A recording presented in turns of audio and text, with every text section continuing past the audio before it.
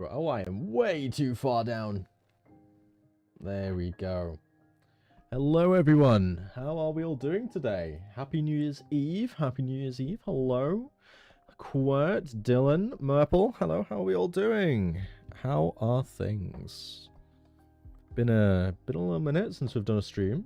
So, well, I say a little minute. It's been like a week. But it's been a very busy week. It's been a very busy week. It's been a very enjoyable week. A lot's gone on.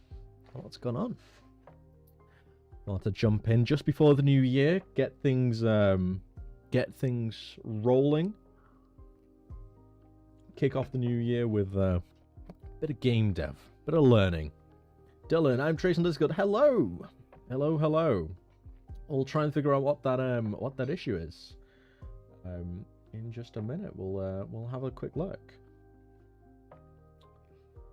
But yeah, the general plan for today. Even though there's like, I always have a plan, right? And it never ends up working.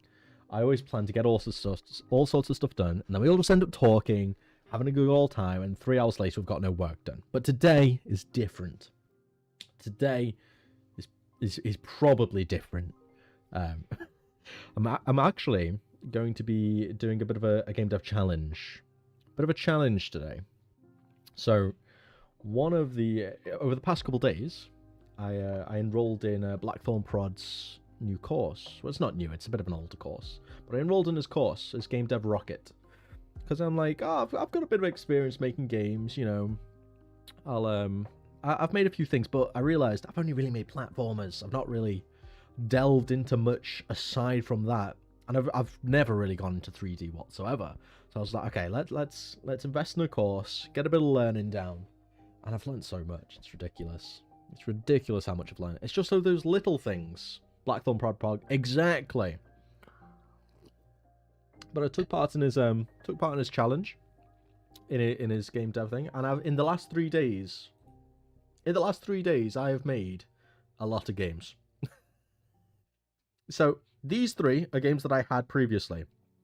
Anything else? Well, last 3 days. I guess last week, really.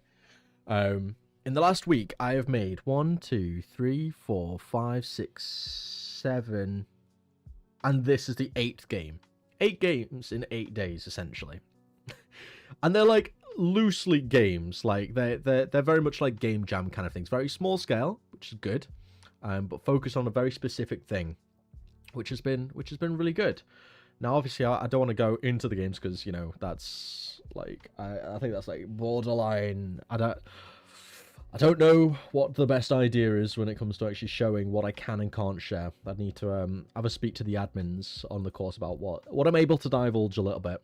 But I don't think it's bad to show, like, I've made games, because it's all advertised on their website, the types of games that I've made. So, it's been pretty fun. But I've been doing this for a week now. I've been following along with their tutorials. I've been going above and beyond, adding my own little design flair, as you will, my Amber's Tale je ne sais quoi. But I thought today on stream, we're gonna sit down and we're gonna make a game from scratch. No tutorials, no following like along specific things. I'm gonna see what I can figure out.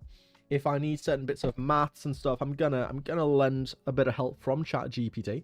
I'm not afraid to do so because my math skills are not the best. But I want to actually sit down. I want to try and figure this out for the most part on my own, without tutorials and any of that stuff. So let's see what we can do. I don't imagine they'll be upset about someone showing their stuff in there, as long as you're not giving the course away to everyone. If anything's free advertisement, exactly, free advertisement for all of like the 4 people that be watching. Now, to be fair, like I've been so surprised with the streams that we've had recently. We're averaging like 10 plus people per stream. It's absolutely ridiculous. But yeah, no, I'm really looking forward to this. We'll get right into the nitty gritty, I think. But first, I did promise Dylan that we'd help him out with a little problem. So let's have a gander. I'm just going to pull up your Discord real quick. Let me see what the problem is. I like what you I like what you turned the Big Brain Bob game into. It looks cool. I'm working on it right now, and I've hit a wall. The code somehow is contradicting itself, and I don't know how to get past it.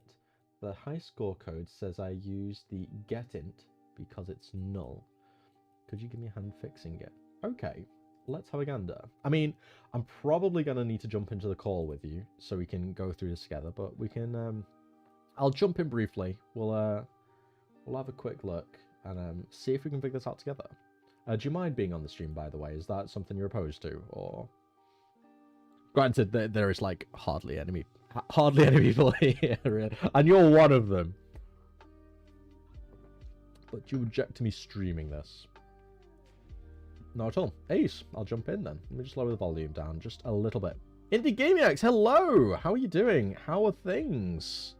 God, it's been a while since I've seen you. Well, I know. I guess I jumped into your stream a couple of weeks ago, didn't I? But no, how are things? How are you doing? I see you've gone like full blown into the streaming business, haven't you now? It's epic, epic. Thought to dabble my own hand in this myself. But right now we're just going to be jumping into a call.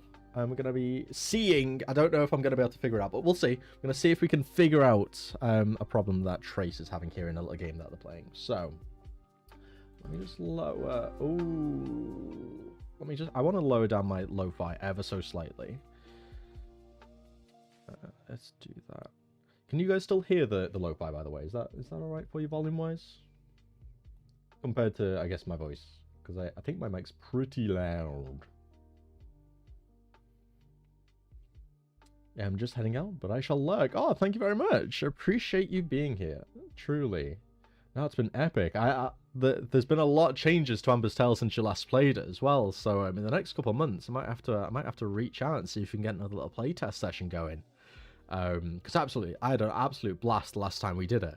But the game's very different now. So yeah, I might have to reach out and maybe have a little playtest session going with you. Yeah, I'll just jump in. Do you want to jump into the Game Dev Rocket, by the way? I can't share my screen public voice chat. So when you're ready, give me a call. Oh, fair enough. Sound. Let me just pull this aside then real quick. I'll give you a quick call. And then we'll jump into it. Start voice chat. Hello, hello. Hello, sir. Hello. Oh, I need to lower you down. You are Yes, loud. you're a bit loud. Yeah. Alrighty, there we go. Okay, let's jump in. Let's see what we can figure out. I'm by no means an expert, by the way. Like, Oh well, I mean, you look like an expert from the jumping game that you had. The endless runner looked really cool. I like the effects that you had on it. The way that even the balls spin, the spike balls. I really liked that. So, I and appreciate your that. high Thank you. score system seemed to work. So you got past the hurdle. Yeah, I'm true. stuck on. Fair enough. What I'll just do is I'll actually, just so you can probably get through this, because me just reading your code is probably we might be able to figure it out, but let me just load up my code on the side as well. We can do a little cross comparison, see what's going on, because I need to remind myself how I actually did it even. Let's have a gander. Where would it be? Game files. The tricky part of me trying to keep everything organized, but then not being able to find the thing because it's not in the place it usually is. Endless runner, assets. So is this going to be in your game manager script, or do you have a game manager script? Game manager script in the is game here, manager, yeah, sound. So I'll quickly show you the problem. It was working fine. The game was working until I tried to do the high score here, and then it gives me this error code. And when I asked ChatGPT about it, it said that it has something to do with setInt and getInt not being able to do it because it's referencing null or something like that. So I was confused, and it tried to give me a workaround, but then it always seems to highlight this text one, line get right here. in high score to string. Okay. And what's weirder is I have the exact same code. The exact same stuff going on, yeah. Yeah. but they didn't seem to get the error code. And then his game seemed to work fine. So I thought maybe I made an error somewhere. So I've been looking for like a tiny little piece of like misspell or typo or something like that. Yeah. Let's have a look. You sure that's all in? That's fine. And player pref. Don't get in. String equals not. Oh. So in your if statement. So in that top if statement, the player prefs dot get int. After the high score, do dot to string. Outside the brackets, yeah. You'll need to do the little brackets at the end of toString as well.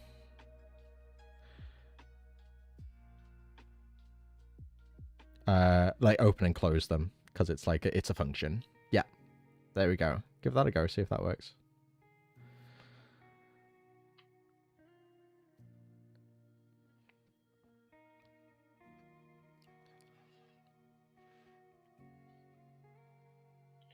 Object reference not set to instance of an object.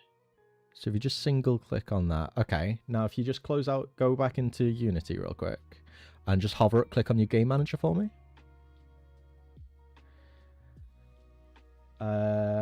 You just need to set the reference for high score text. Okay. So if you just drag that from your actual canvas, your high score one. Score display. Score display. Yeah, it would be this one here. Yeah. Okay. Now, if we try that again, hopefully that'll work. Do it again. Fingers crossed.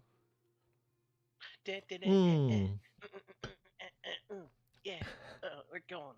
Yeah. Oh, nice. dude, yeah. No, thank you. No worries. So it was a typo. It was a typo, and I didn't move it over. So that was the issue. Yeah. I'm trying to figure out why you have to get it to toString equals null. If player prefs dot get in high score toString equals null. I don't know why the toString. I'm looking at it like, and I guess it makes sense because it's on like everything else. I guess player prefs is a literal int or something, or yeah. And ChatGPT was really no help. It was trying to like completely rewrite most of my code, and it seems to do that a lot. Like it knows a lot, but it also it's not as smart as it thinks it is. You know. The thing is, ChatGPT is really good if you've got the ChatGPT 4. It's really good for coding if you're doing that, but with the basic ChatGPT 3, it needs a lot more context behind it. Whereas if you actually if you upgrade to the 4, you can like send it, you can like print all your other scripts to it, like copy and paste them all over, and it will contextually work. It's so much more powerful. And does that cost money? Yeah. I think it's like yeah, of course it does. You have to pay to get the good stuff. The good stuff. Get what you pay for. Literally, but to be fair, it is. In my experience, it's been pretty good, especially if you're making like big scale stuff like I'm doing with Amber's Tile. I may invest in that because I've been relying on ChatGPT to help me with codes that I don't know. I'm very new to this. Like I bought the Game Dev Rock course. I got it for Christmas. I just was like, hey, I watched their recent video where they're passing it between 100 devs, and then they kind of advertised it in that, and then that's kind of what piqued my interest. Yeah, but, I'm trying to get in on that. I'm not gonna lie. That would be like the goal for now. Literally, you know? Like, small scale dev, get into that, get your name out there. Just to be so awesome.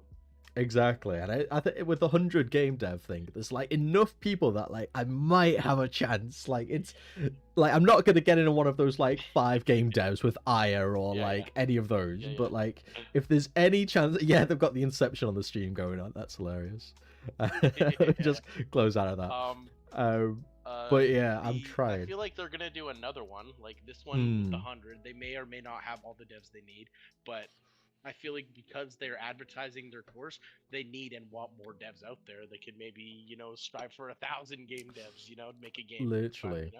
To be fair though, in that at the end of that episode, they did say if you want to be involved in this one, like send us an email. So I don't think they have everyone yet because it's like they're doing it 25 at a time. So there's there's a slim chance. I feel like they're a bit AFK at the moment, just because obviously it's Christmas and New Year's. I don't blame them really. But hopefully in the new year, I'll get that golden ticket, which would be pretty Yeah, epic. that'd be nice. I mean, that'd be cool. I hope that for you. I wish that for I you. know. But yeah, as well, you mentioned you also wanted to get those balls spinning. I can show you a really quick way to get that done without having to animate them, with literally one line of code if you're interested. Just because Yes, please. I figured that out. So if you want to just pop your stream up again real quick, I'll try and find where it is, because I think in the end I ended up going to the animation side of things, but I figured out it's one line. Ooh, thank you very much. Ooh, just been given a sandwich. Thank you, baby. Oh, and a fried egg as well. Oh, is it gooey? Yes. It is. Is it gooey? With a gooey egg. Do you want me to bring napkins? I'll probably need napkins. Yeah, I'll thank bring you. a towel. Living life luxury, mate. Look at this. Epic. But yeah, let me see if I can find the code snippet again real quick. Can you see my stream? Yeah. Oh, watch stream. There we go. I was tabbed onto your face. There we go. So yeah, you want to go into the actual Spike script itself. Yep. And then in update, where you've got your transform.position, do transform dot rotate with a capital R. Yep. And then you're going to open your brackets. You're going to, I forget which axis you need to rotate this on. I'm presuming it's going to be the X axis. So if you do 360 F, 360 F, comma 0F, comma 0F for the Y and Z axis, and then do one last comma, and we're going to type in space dot self. Oh, okay. Space dot self. Oh, and actually, you can close that out with a semicolon at the end. But after the 360, we're going to times that by time.delta time as well, just so it doesn't spin like massively.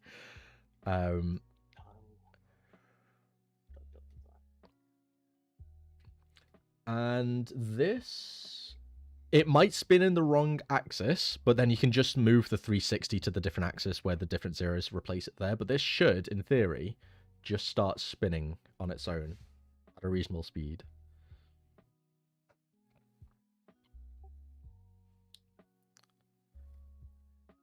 Hopefully. There we go. Okay. So you could actually, if you just do minus 360, they'll spin towards you. Yeah. There we go. All right. Oh wow. No, that's a lot easier than I thought, honestly. Literally, I thought you went into the animator and then you did a whole bunch of other shit. But yeah, no, that. I mean, that is I super did cool. personally. That's what I ended up doing because I wanted to practice the animation side of things anyway. Plus, in the animator, I'm able to I actually scale it up slightly and move it up and down so it looks like it's bouncing more. But the good thing about this, the reason it looks like it's bouncing, is because the pivot point isn't actually in the center. It's like offset, so it's like rotating around that, which is why it looks like it's bouncing. No, yeah, that makes sense. But yeah, if you just times that by -1 or do a negative 360, that'll spin towards you. Happy days. Awesome. No, that's. I super cool. remembered. appreciate I'm right that. chuffed with that. I'm learning something. I learned it. The course works, guys. You just go subscribe to it. Go on. No, honestly, the course is super cool. If you guys haven't done it already, I 100% would recommend it. Yeah, big Anyone time. who's thinking about game dev. Let me just do a I'm little. super green. This is the first time I've ever coded anything, and I've been picking up and learning a lot, really, from the 3 games that I've made already. Literally, look at me advertising Blackthorn Prod. Honestly, look at this. Game Dev Rocket, guys. If you want to learn game dev from scratch, this is actually a really good place to do it. Until the ACC Studios course comes out in about 10 years, so you know, there's that. But no, Another honestly, $500. guys, Jesus, I got the 50% discount. I was right chuffed when I got spun the wheel. 40%. I was a little late. I got the 40. Damn. And I tried to spin the wheel a couple more times to see if I could hit 50, but it just kept hitting 40. Damn. See, I spun it a couple times, and the first time I got 10, I was just like, no, I'm not having that. I spun it again, and it gave me 50. Yeah. So I was just like, okay, Oh, really? let's go. Maybe I should have spun it a couple more times. Maybe. Reach out and just be like, yo, Liam, Noah, please. Yeah. But no, Well, I mean, happy I days. appreciate your help. Thank Yeah, you no for that. problem. Anytime. Always happy to help, because it yeah. helps me with my, And then, like, learning as well, so I'm always down. are you gonna be doing anything with the what's it called? The sorry, they have a game game jam. That's what it's called. Are you The gonna do Game anything with Jam. the game jam? Have they advertised that they're doing another one? Game Jam 2. I think that's already happened, I'm pretty sure, right? Oh, has it? I thought I I'm saw someone talking at the bottom here that it Um, starts soon. I think the jam itself has already happened, but they're going to be doing a live stream showcasing all the different games that were done in it. I think their next jam That makes itself will sense. probably be in a couple months, I'd imagine.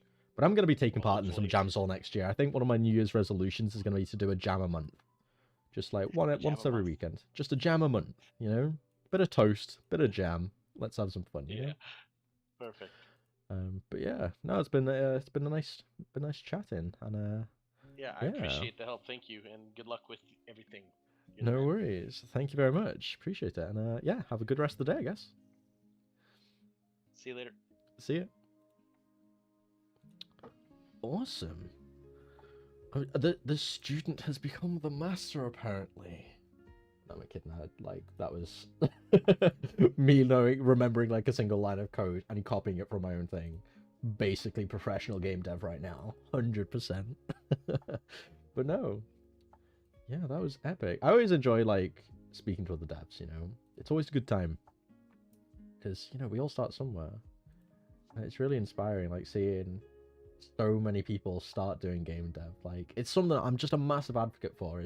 As you know from the all my other streams, like I'm always a massive advocate for just learning game dev, and this is exactly why. Like you can just start and you can just start making stuff out of anything. It's just an awesome feeling to have. Absolutely awesome feeling. But I have a sandwich with a gooey egg yolk that I need to eat. Oh, that's so gooey. Oh, thank you, baby. You are chefing it up. Like, just look at the goo on that. Oh, eat your sandwich. Oh, I will eat my sandwich. I will eat my sandwich. Tell you what, guys. I don't think you'll want to see me eat my sandwich. So what I'm going to do, I'm just going to do a quick intermission.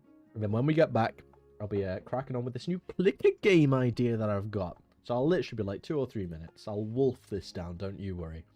And yeah, I'll be back in a minute.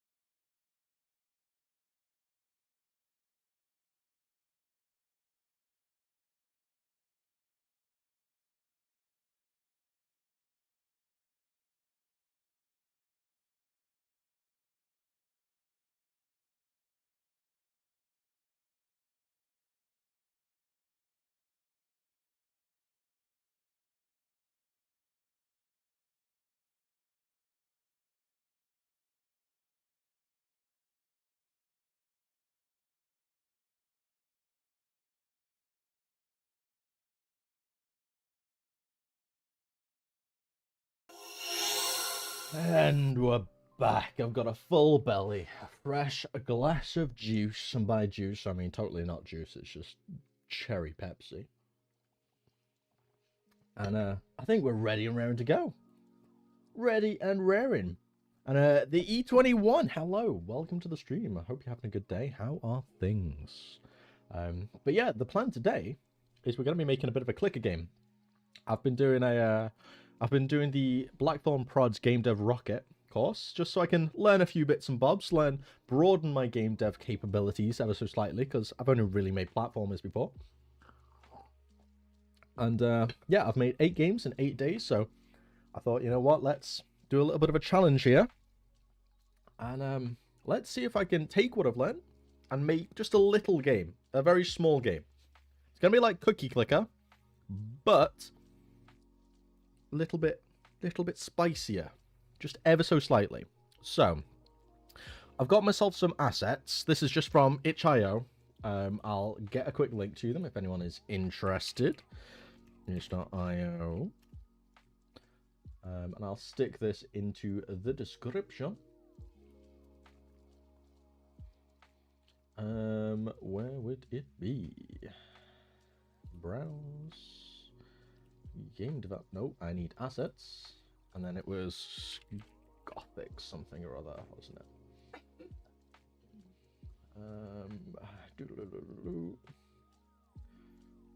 This is why I need to start saving things, man. I can never find stuff after the fact. I know I've got the actual creator. Let me see if I can find the kit itself. Because I've got quite a few different bits. Quite an assortment of pixel art stuff. Where is it? Game asset. They've got a lot of packs. Oh blimey! I'm gonna have to go back through this this guy's stuff. I still can't even find the pack. But what I will do, I'll give you one better. That's the link to their actual page. They've got a bunch of background stuff, and the pack I'm using is one of theirs, so you would be able to find it. Is the course good, given you've already gone and done a uni course? Right, so I'm going to give you my interpretation of what doing game development at uni was like, right? And it's going to sound a bit bad, because I love going to uni. And I am very thankful for the fact I went to uni, because it was a very life-changing experience. But going to uni made me grow up and turned me into like the man I am now, going through those kind of trials and tribulations and doing all that kind of stuff. However, 90% of what I learned was either self-taught or through like courses such as Blackthorn Prods, right? University is a good place to kind of like guide you in the right direction, but in my experience, it didn't teach me a whole lot of actual development.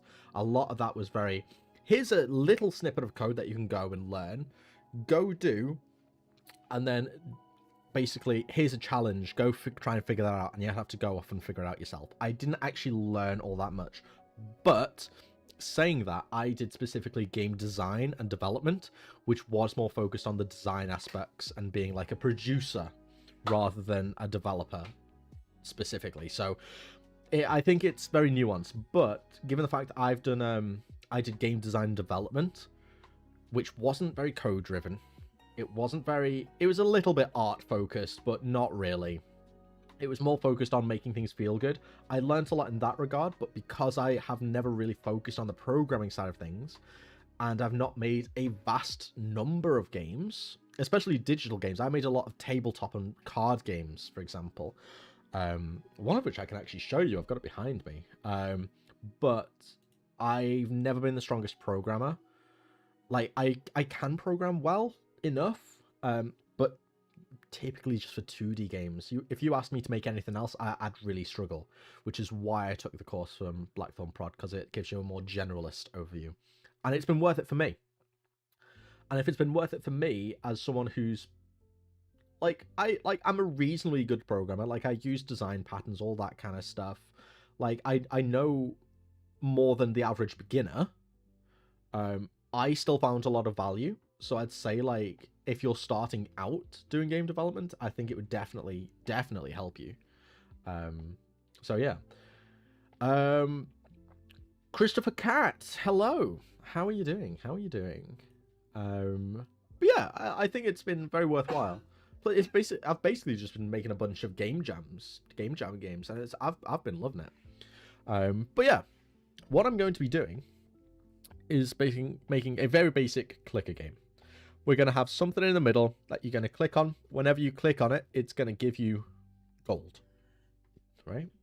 Whenever you get gold, you'll be able to spend that on some kind of resource or something, building a house that'll allow you to get more gold, and you'll just scale from there. Typical cookie clicker things. And then I've got some kind of NPC characters that I'll be able to wander around. And what I'm going to be doing is basically setting it so each of the buildings that I create, you can spawn in an NPC associated with that building to live in it, and they will generate passive gold, if that makes sense. So the buildings themselves will increase the number of clicks that your click does, and then, and yeah, going from there. I've been doing great. I've been making a bunch of progress on my Silksong remake, which is super... Oh, are you the guy who's been doing that? I think I saw something in the project showcase. Is that you? It is. Yeah, that's really impressive. I've got to say, I've been really, really impressed with the stuff you've been doing on there. It looks so smooth. I'm very, very impressed. I might need to take a few notes from from what you've been doing, to be honest, because yeah, no, that is exactly just like Silksong. It's been really impressive watching it, making me jealous. I want that in my game. I want, like, especially the recent one where you've got the green balls and you're like slamming down onto them. Yeah, I might need to pop into a call with you at some point and see if we can exchange some notes, because yeah, man, it's impressive. It's very impressive. But yeah, basic premise of the game, we'll have some kind of background going on. There'll be some nice little animations and particles. We're going to be able to click on something in the middle of the town. When you click on it, you'll get gold. You'll be able to spend the gold in order to get buildings, which will increase the amount of gold your clicks do. And then those buildings themselves, you'll be able to put an NPC in them, which will generate passive gold over time. And that's basically the gist of it. In fact, why is there a folder in a folder? Let me get rid of that. So, what have we got? We've got props. Let's have first things first. Let's have a look to see what kind of props we've got. Okay, so we've got some boxes. We've got a wagon. Oh, these all need to be. I forget that when you're working in pixel art, you need to switch it to all be like bilinear. These look like they're 32 by 32. Just looking at them, so I'll just set that to 32. Point no filter, no compression. There we go. Now it's got some decent quality.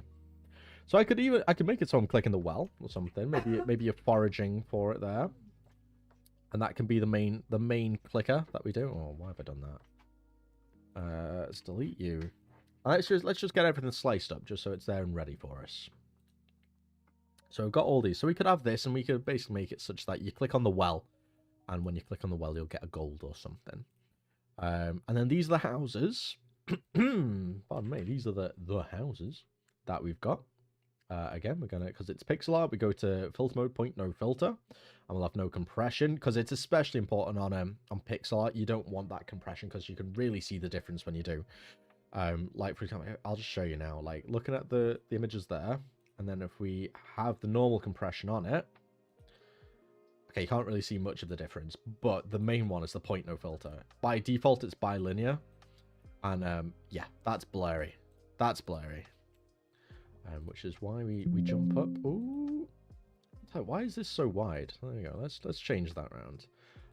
So yeah, we'll go on to point no filter, no compression, and then you get the HD as well as HD as you can with it being pixel art. Let's put it that way. All right, so we've got the houses now. So these are the things that are actually gonna basically increase the value of the clicks that we've got. So we're basically going to be... It's like a little city builder cookie clicker game is essentially what we're doing. which I think could be pretty cool. We can have a little sign outside or anything like that. You could potentially even add value later on by like adding little props that maybe when you've got the stream is breaking. Oh, is it not going well for everyone again? Oh dear. Oh dear, we're in that situation again.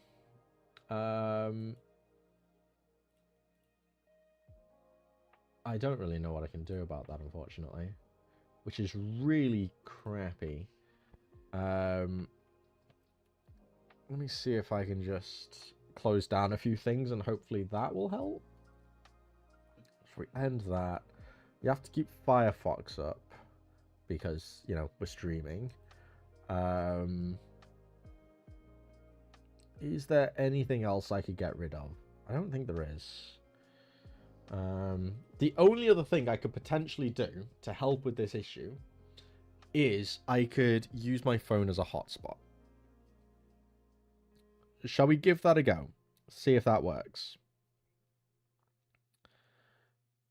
It's fine now. It was just probably just my internet. Okay. Let me know if because it is showing for me on the stream that it's poor internet, so it might be it might be me, to be fair.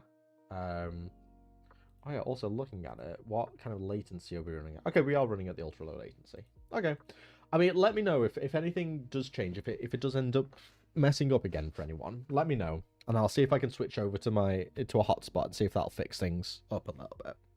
In fact, let's just kind of plug that in now. Right, give me 2 secs. I'm gonna switch over and we'll see if it just makes much of a difference. I'll be right back.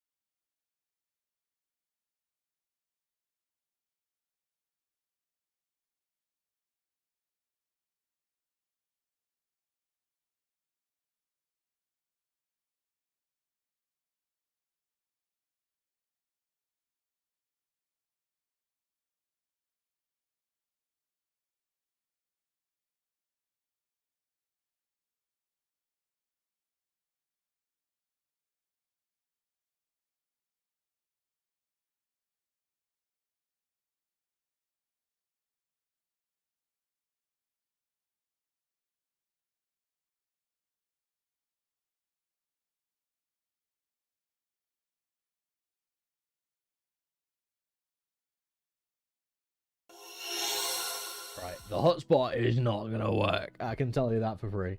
Because the thing is, with an iPhone, you're able to just like directly plug it in, so it would be more of a wired connection, basically using your phone as a router. But that did not work. That actually made it a lot worse. So, I mean, who saw that happening? Who saw that coming? But yeah, it's worth a shot. I'll keep it up. Hopefully. Yeah, hopefully it doesn't mess up too badly. We'll just have to keep rolling with it, worst case. But yeah, Adam, hello. How are we doing? How are things? We're making a cookie clicker kind of game today. It's gonna be good fun. It's gonna be good fun. So let's have a look. We've got the environments. We've got different props. Oh, they're already pre-sliced. Okay, fair enough. Didn't even know that was a thing. There's the houses. What else have we got? We've got some sprites, which is the sprite sheets of the people. Title screen, that's fine. Sprite sheets. Do we not have the background? Oh, layers. Here we go. So this is what we want. We want a couple different layers. That'd be great. Happy days, happy days. So let's zoom out. Where's our camera? We don't have a camera. Oh, let's get a camera in then. Camera. Main camera. Get that to the back. We're going to have it be orthographic because we're not going to be having any camera movement or anything in this game. It's going to be a pretty static game. Let's reset that to 0. And let's get some background stuff going. So we're going to reset these. In fact, we're going to reset this as well. We're going to set this to be 1. And then let's enlarge this ever so slightly. Actually, does the camera not show its outline constantly? I thought it did. Selection wire? I don't know. I mean, it's showing it still. It's kind of annoying that it's not like permanently showing me the size of everything, but it is what it is. What can you do? Can't really complain. So let's bring that back. To be fair, these actually both need to be point no filter, get rid of the compression. Boom! HD! Look at that. Look at that. Let's bring this over to the side so we can see what's going on as well. Okay, and where is this camera? So this probably needs to be at like -10, right? There we go. Well, -19. Oh, I guess it's going to be -20. There we go. HD. I know, yeah, HD for pixel art, but you know, it's the best we can do for now. Yeah, basically our camera was basically behind these, so it wasn't rendering them. So yeah, we'll bring it in front, and that should fix the issues. Alright, so we've got this. We've got a bit of a background going. Let's bring these down ever so slightly, just so we can see the top of those buildings. Or we could set this to be perspective, and then we can have a bit more control over how everything looks potentially.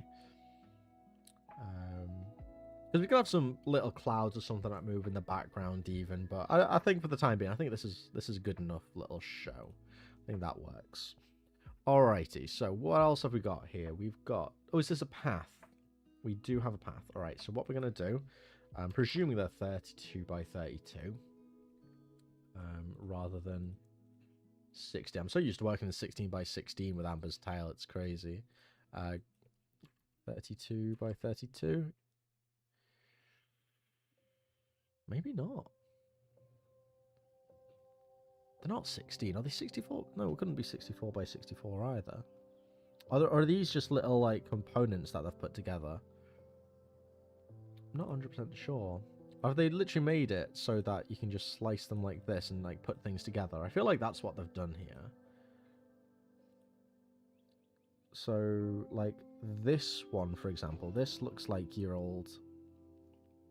if we set this like 10, this looks like they've made it tiled one by one. No. So now if we come along and stretch this out with that tile, there we go. I mean, this works. This isn't the way I typically work in pixel art, but you know, if it ain't broke, don't fix it, and all that jazz. Seems to be doing the job. If we jump into the game real quick, we'll just be able to see how it looks. Make sure there's no like gaps in it and all that kind of stuff. See right there, that's the issue. I think we can fix that by chucking all this into a sprite atlas, though, if I remember correctly. So if I create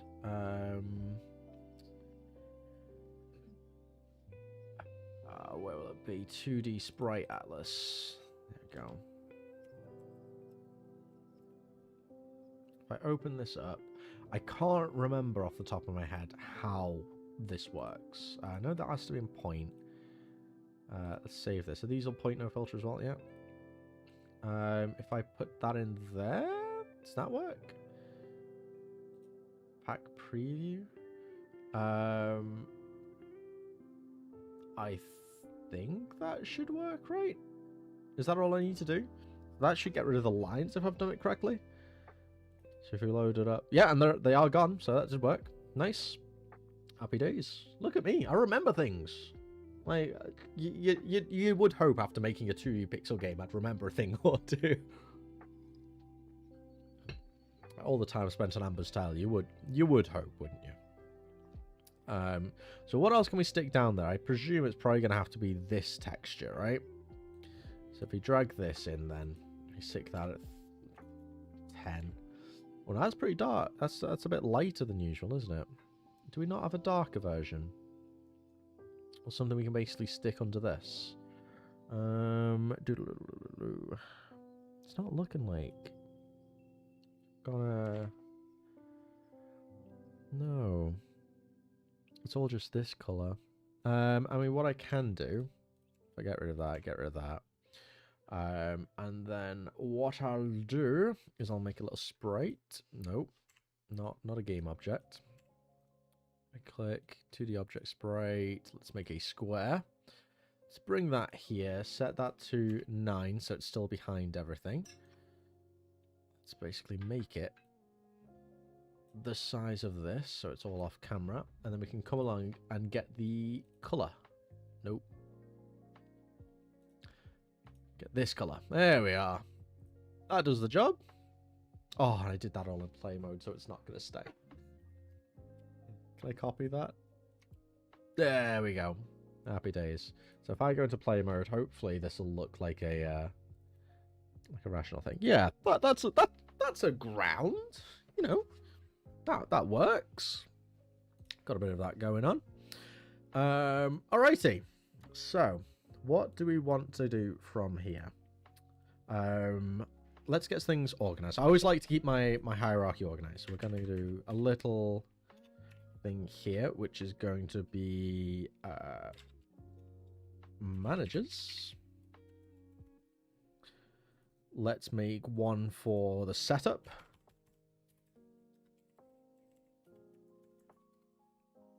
And Dynam, hello, Lazy, how's it going? Keep up my streak. Exactly. You gotta stay in. It's going well. We're actually we're doing a bit of a game dev challenge today. I'm not working on Amber's tile. Not only am I going to get some work done, also for context, this is a new stream record. This is the most work I've done in a single stream, and we're only an hour in.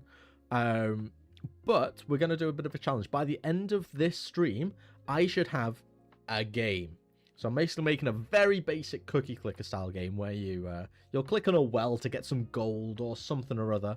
You'll spend that gold to unlock buildings, which will increase the number of gold you get from clicking on the well, and then we'll add some little NPCs that will passively generate the gold if we have time. But yeah, we're gonna see what we can do because I've recently just done the squares don't count as a yes they do. Yes, they do. I've got a whole background going. Environment. I always forget how to spell environment. It's a silent N there, isn't it? And then create empty, and this will be canvases. I found like I basically watched a tarot dev video, which basically said like anything you make will fit into one of these categories. I'm just like, as soon as I started doing it, I was kind of like, yeah.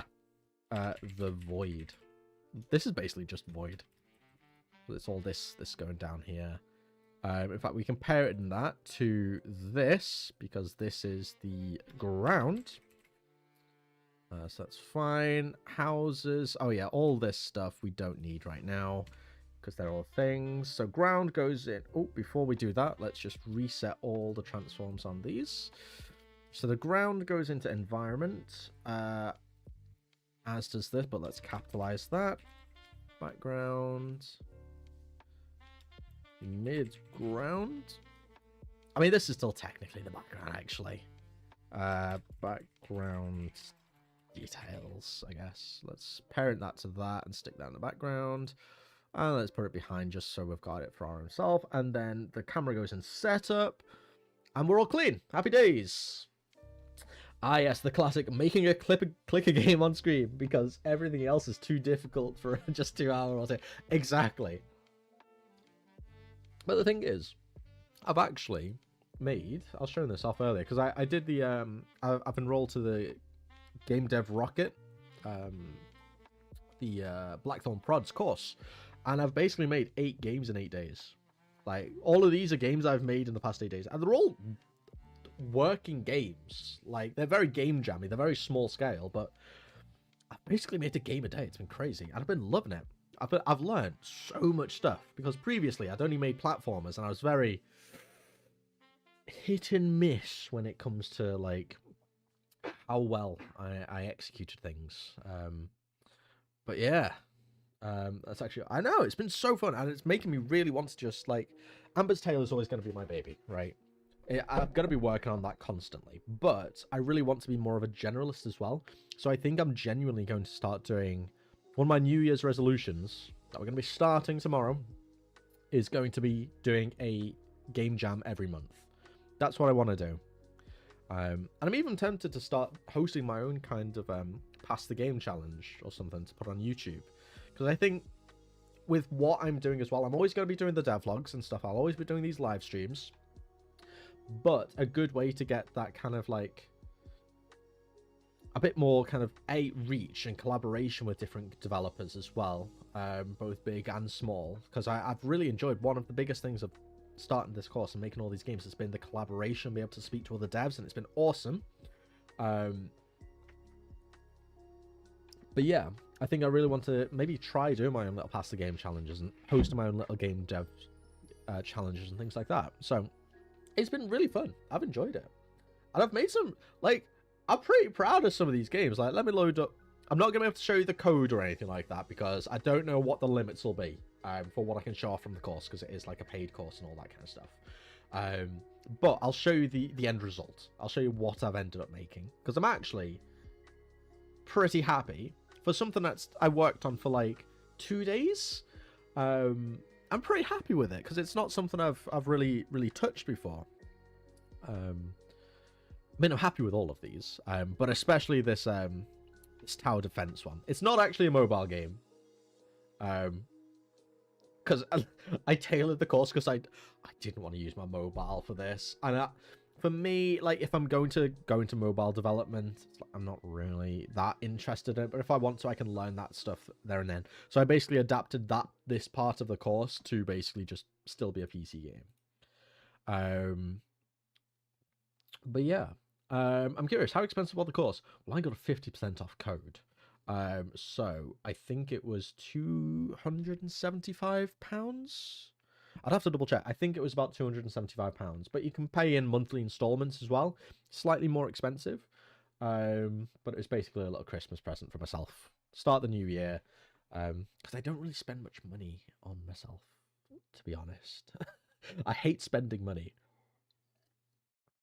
But I was just like, if I'm going to be doing game dev, let's do it properly.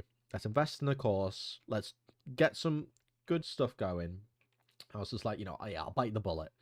I'll, yeah, buy something you want. Exactly. It's New Year. It's like, I rarely do that. Like, everything I buy, because I'm an extreme minimalist, right? I own about, like, 10 things in this world. Like, that are mine.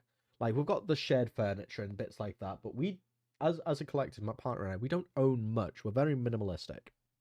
And I hate spending money. And I hate buying stuff. But I was just like, okay, this is something that's important. It's not just for me personally, but an investment in my career, So you've got a little character who runs around. You can hover over, see how many resources of everything you need. You build your things, and you get some waves coming along. You go around. Resources will randomly spawn around the map.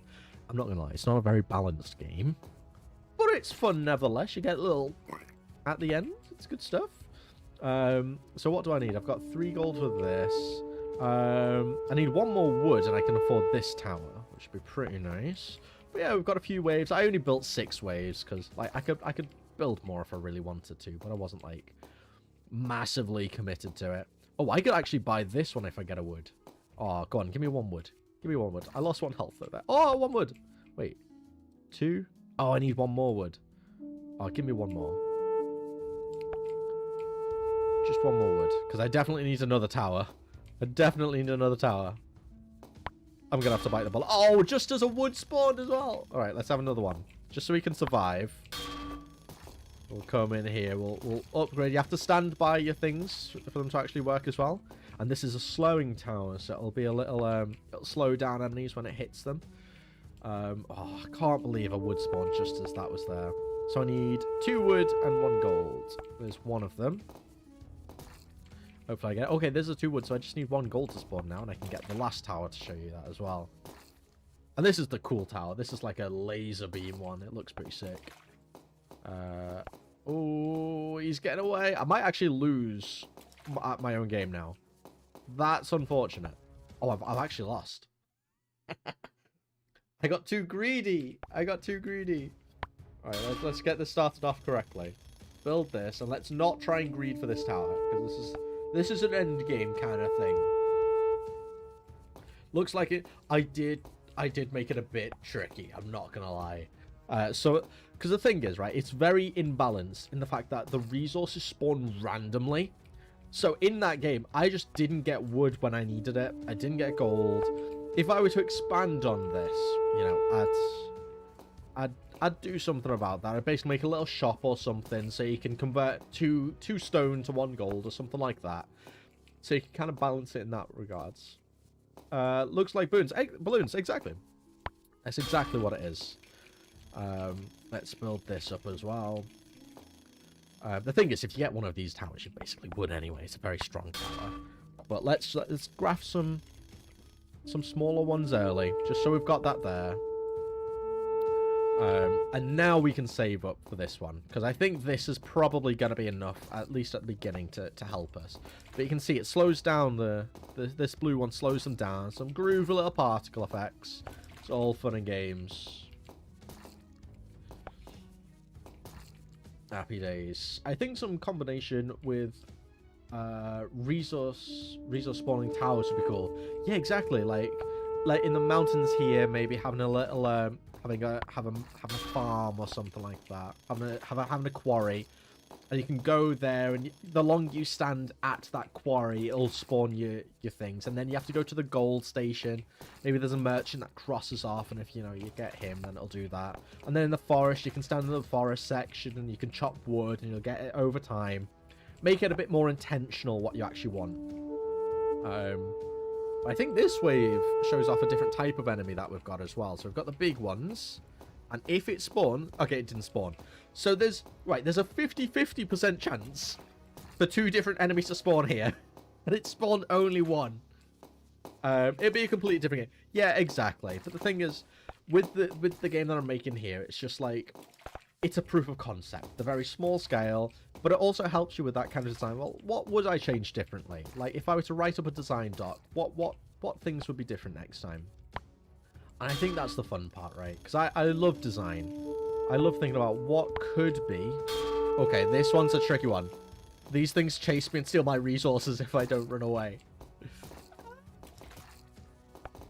I actually think this is...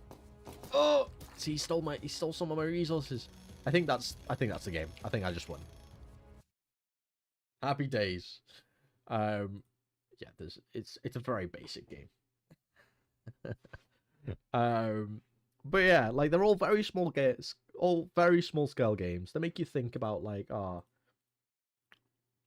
how could I elaborate on this later down the line? I think that's the fun part for me. That's the fun part. Let's get some lo-fi back on, shall we? There we go. That could be a good game. Honestly, I'm right partial to a tower defense game. My partner absolutely loves them. My partner loves tower defense games.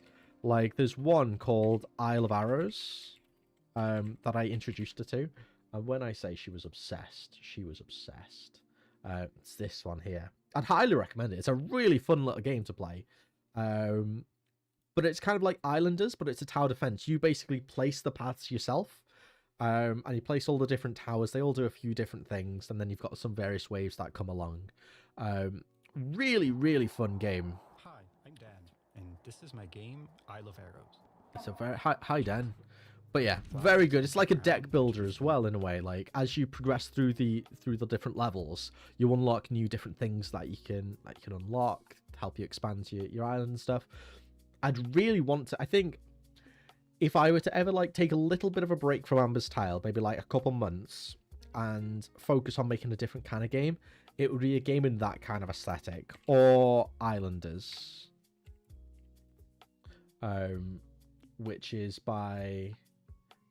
Islanders game. The one by, what's his name? Jonas Tyroller. This one. A game with these kind of visuals, very simple, kind of city builder, very casual game. Yeah, exactly, Jonas Tyroller. A Chaos, I just want to say hi. Hello! How are you doing? What's new? And a happy new year for tomorrow as well, everyone, by the way. Happy new year. It's 2024 in, like, just shy of 11 hours. Damn. 2024. We're all getting old. But yeah, I'd really want to make a game like that, you know? Something very chill, or something like Dorf Romantic. Oh my god, I love Dorf Romantic. Dorf Romantic. This one. Look at that. Oh, they've got a board game now. That's epic. But this was such a good game. I really enjoy this game. Very, very cute. Very chill. You just kind of... There's no objective except get points. It's just fun. It's very chill. I'd love to make something like this. And it's a very simple game in concept. Like, there's a lot... This probably took quite a while in the fact that, like, there's lots of nuances. But you could make a basic version of this pretty quickly, I reckon. It'd take a fair bit, but I reckon in a week I could whip up something like that. I'd have to learn how to make the hex grids and all that kind of stuff, but I think if I set aside a week to just learning how to make a very basic version of that, without all the score system, all that kind of stuff, just chill game, place down your tiles, they give you points or something whenever you do, I think I could whip something like that up.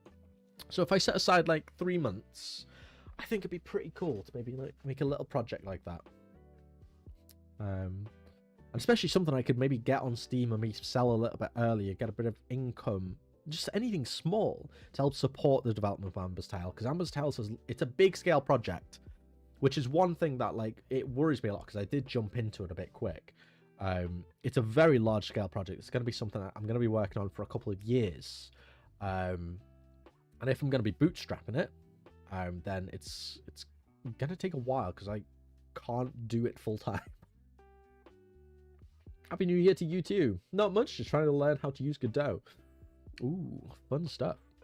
I tried Godot, but it just wasn't really for me. It's something I definitely want to like learn because I want to be like fluent in multiple different engines, but it's one of those again. I'd have to sit down and spend a couple weeks just working in it, making a couple different mini games before I get used to it. Plus, I like to program in C#. I don't really want to have to learn like Python or GD script or whatever it is. Basically, just Python. It's a lot of commitment, but it's something I do as a hobbyist. I think I'm always unless anything massive changed, I'd be sticking with Unity for the most part. I can't believe after this I won't be watching any stream until next year. Yeah, exactly. It's gonna be a whole year before I stream again. Yeah. Next year is the next time you're going to see a Lazy T stream. How crazy. That's why I kind of wanted to get one last hurrah in. And see if, like, the final stream of 2023, can we actually get something working, you know? Have you done games before? As in, like, have I released any games? Or have I just been working on a few games? Because released games, I do have a game on Steam. You can wishlist it. And please do. Amber's Tale. Amber's Tale. Yeah. I'll whip it up for you right now. Amber's Tale. It's definitely worth a wish list if you haven't already. It's a Metroidvania that I'm working on. Pixel art Metroidvania. Very fun. It's got a skill tree system, so it's a bit unique. You know, you get to choose the order that you get the abilities. So you get to explore the world in the order you want. Face challenges that you want to face in the order you want to face them. It's good shit. So it's definitely worth it. And we're pulling up on 1,000 wish lists. Like, it's kind of crazy. Like, it's not going to happen this year, but I reckon in the first couple of months, if I push the promotion a little bit, make sure maybe like once every 2 days or something, I make a Twitter post or something along those lines, release a couple videos. Like, we could be reaching the 1,000 wish lists mark soon. Crazy stuff. I just realized something. Ever since I joined, no progress has been. It's true. Have I been the cause of an No. Because we set this up. Remember, we set up the organization, the hierarchy. But no, you do make a good point. Let's crack on. Let's get a little bit of something done, shall we? Alrighty. So what I'm gonna do, because I don't like having everything in the assets folder, I'm gonna create a little folder here and just keep everything organized. So we've got a sprites folder. We'll need a scripts folder. Scripts. And what we'll do is we'll just make the background a prefab. In fact, no, we don't need to do that at all. What I need to do is get the actual things themselves. Environment, props, layers. Oh, it's these two. Yeah. Let's take all this, copy it, and we'll stick it in the sprites folder. How about that? There we are. And then just for organization's sake, you make sure these are the ones that are being used. There we are. The ground I don't really care for all of them. I do care for it. Let's change it. Tile set 23, which is this one. There we go. Now everything. Oh, this needs to be added to the sprite atlas now, actually. Damn. Let's create another sprite atlas. Completely forgot about that. And for context, if you're wondering why we need a sprite atlas, if anyone's curious, see all these little lines here? It's a thing with pixel art. When you slice an actual pixel art thing, it can sometimes create these issues. You can fix it really super quickly by making a sprite atlas. Sprite atlas. We'll just call it sprite atlas. We'll go into it. We're going to set this to no compression, and because we're in pixel art, we're going to go point, so there's no filter on it. We're going to add this in here, pack it, and you can see it puts it all together. So now you can see when we look at the game, the lines have disappeared. Woo! Good stuff. Really, really easy way if you're making pixel art game. That's the quickest way to get rid of those lines. Easiest thing going. I feel like the remaining sprites to art would be good, or renaming sprites to art would be good, because I see you clicking on scripts every day. Yeah, this is true. Dyslexia 101. Dyslexia 101. Do you know what I really want? I need to have a look into it. Some kind of like add-on for Unity that allows me to recolor these folders. That would be... I would pay for that. Honestly. I would pay a solid like £5 for that basic feature. Just something that allows me to right click and just recolor these folders. Because then I will subconsciously be like, okay, green is art, blue is scripts. I wouldn't even need to read this. I just click on the color that I need. That would be so good. If someone can make that, I will give you money. Like, seriously. In fact, that's gotta be a thing, right? Like, let's have a cheeky little gander, shall we? My dyslexia brain... Exactly. My dyslexia brain resonates with that.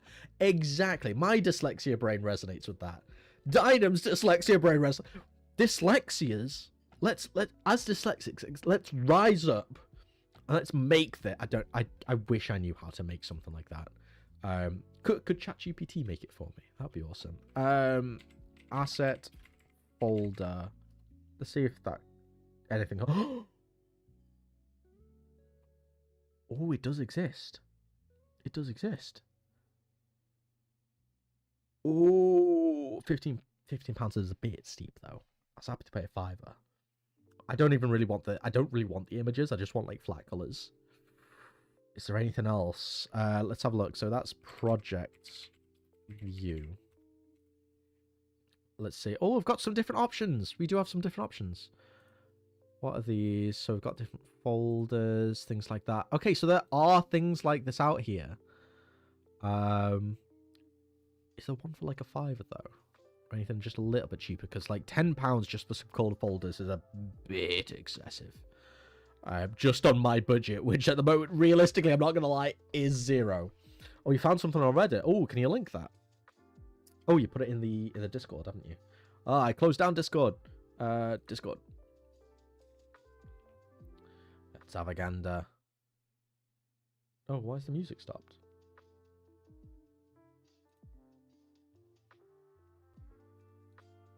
That was weird. Opening Discord just turned my mic into something or other. Oh, here we go. Let's have a look at this.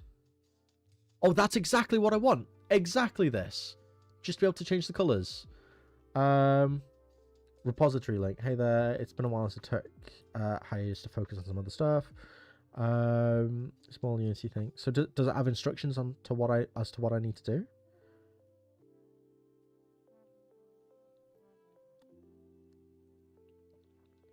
Ooh, no. If installed through Git, access this way. After it's imported, I don't know how to import stuff like this. Is the issue though. I'll probably do this off screen. So what I'll probably do is I'll try and figure this out off screen, because me trying to figure that out is going to be a pain in the backside. But Dynam, you absolute legend.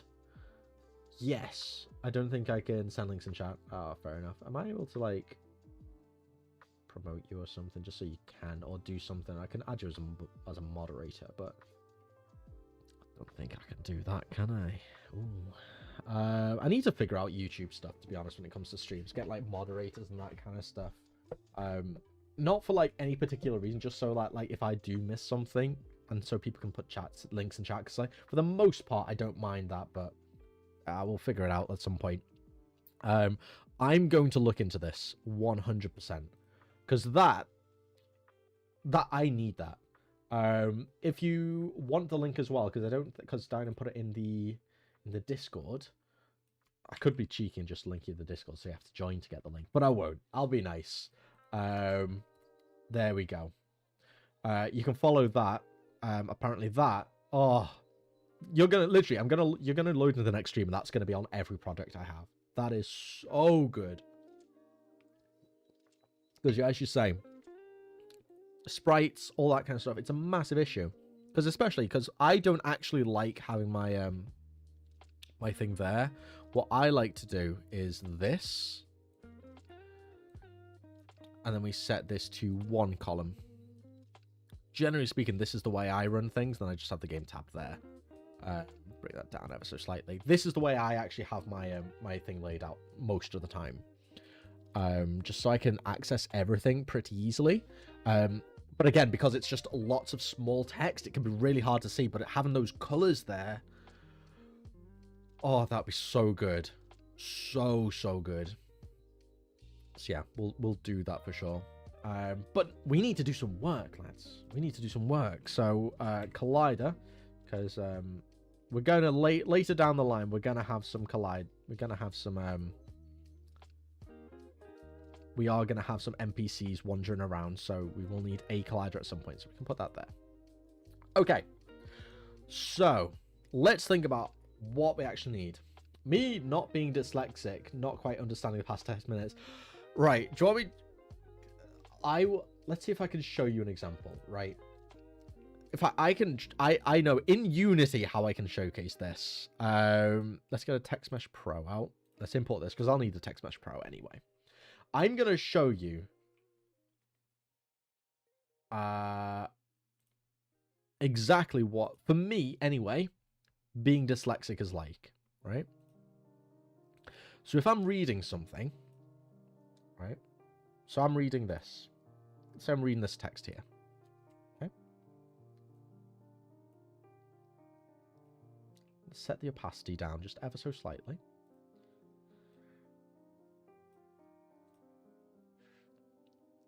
Reading for me is literally, tell you what, I'll pull this up to the side so it's a bit more of an easy demonstration. Okay, let's bring both of these over just so you can kind of see a little bit better. For me, reading is literally like this. Words just look like this constantly as I'm reading. Like that. So when you have lots of words constantly next to each other, especially like this small, imagine if all these were kind of vibrating like this in a way.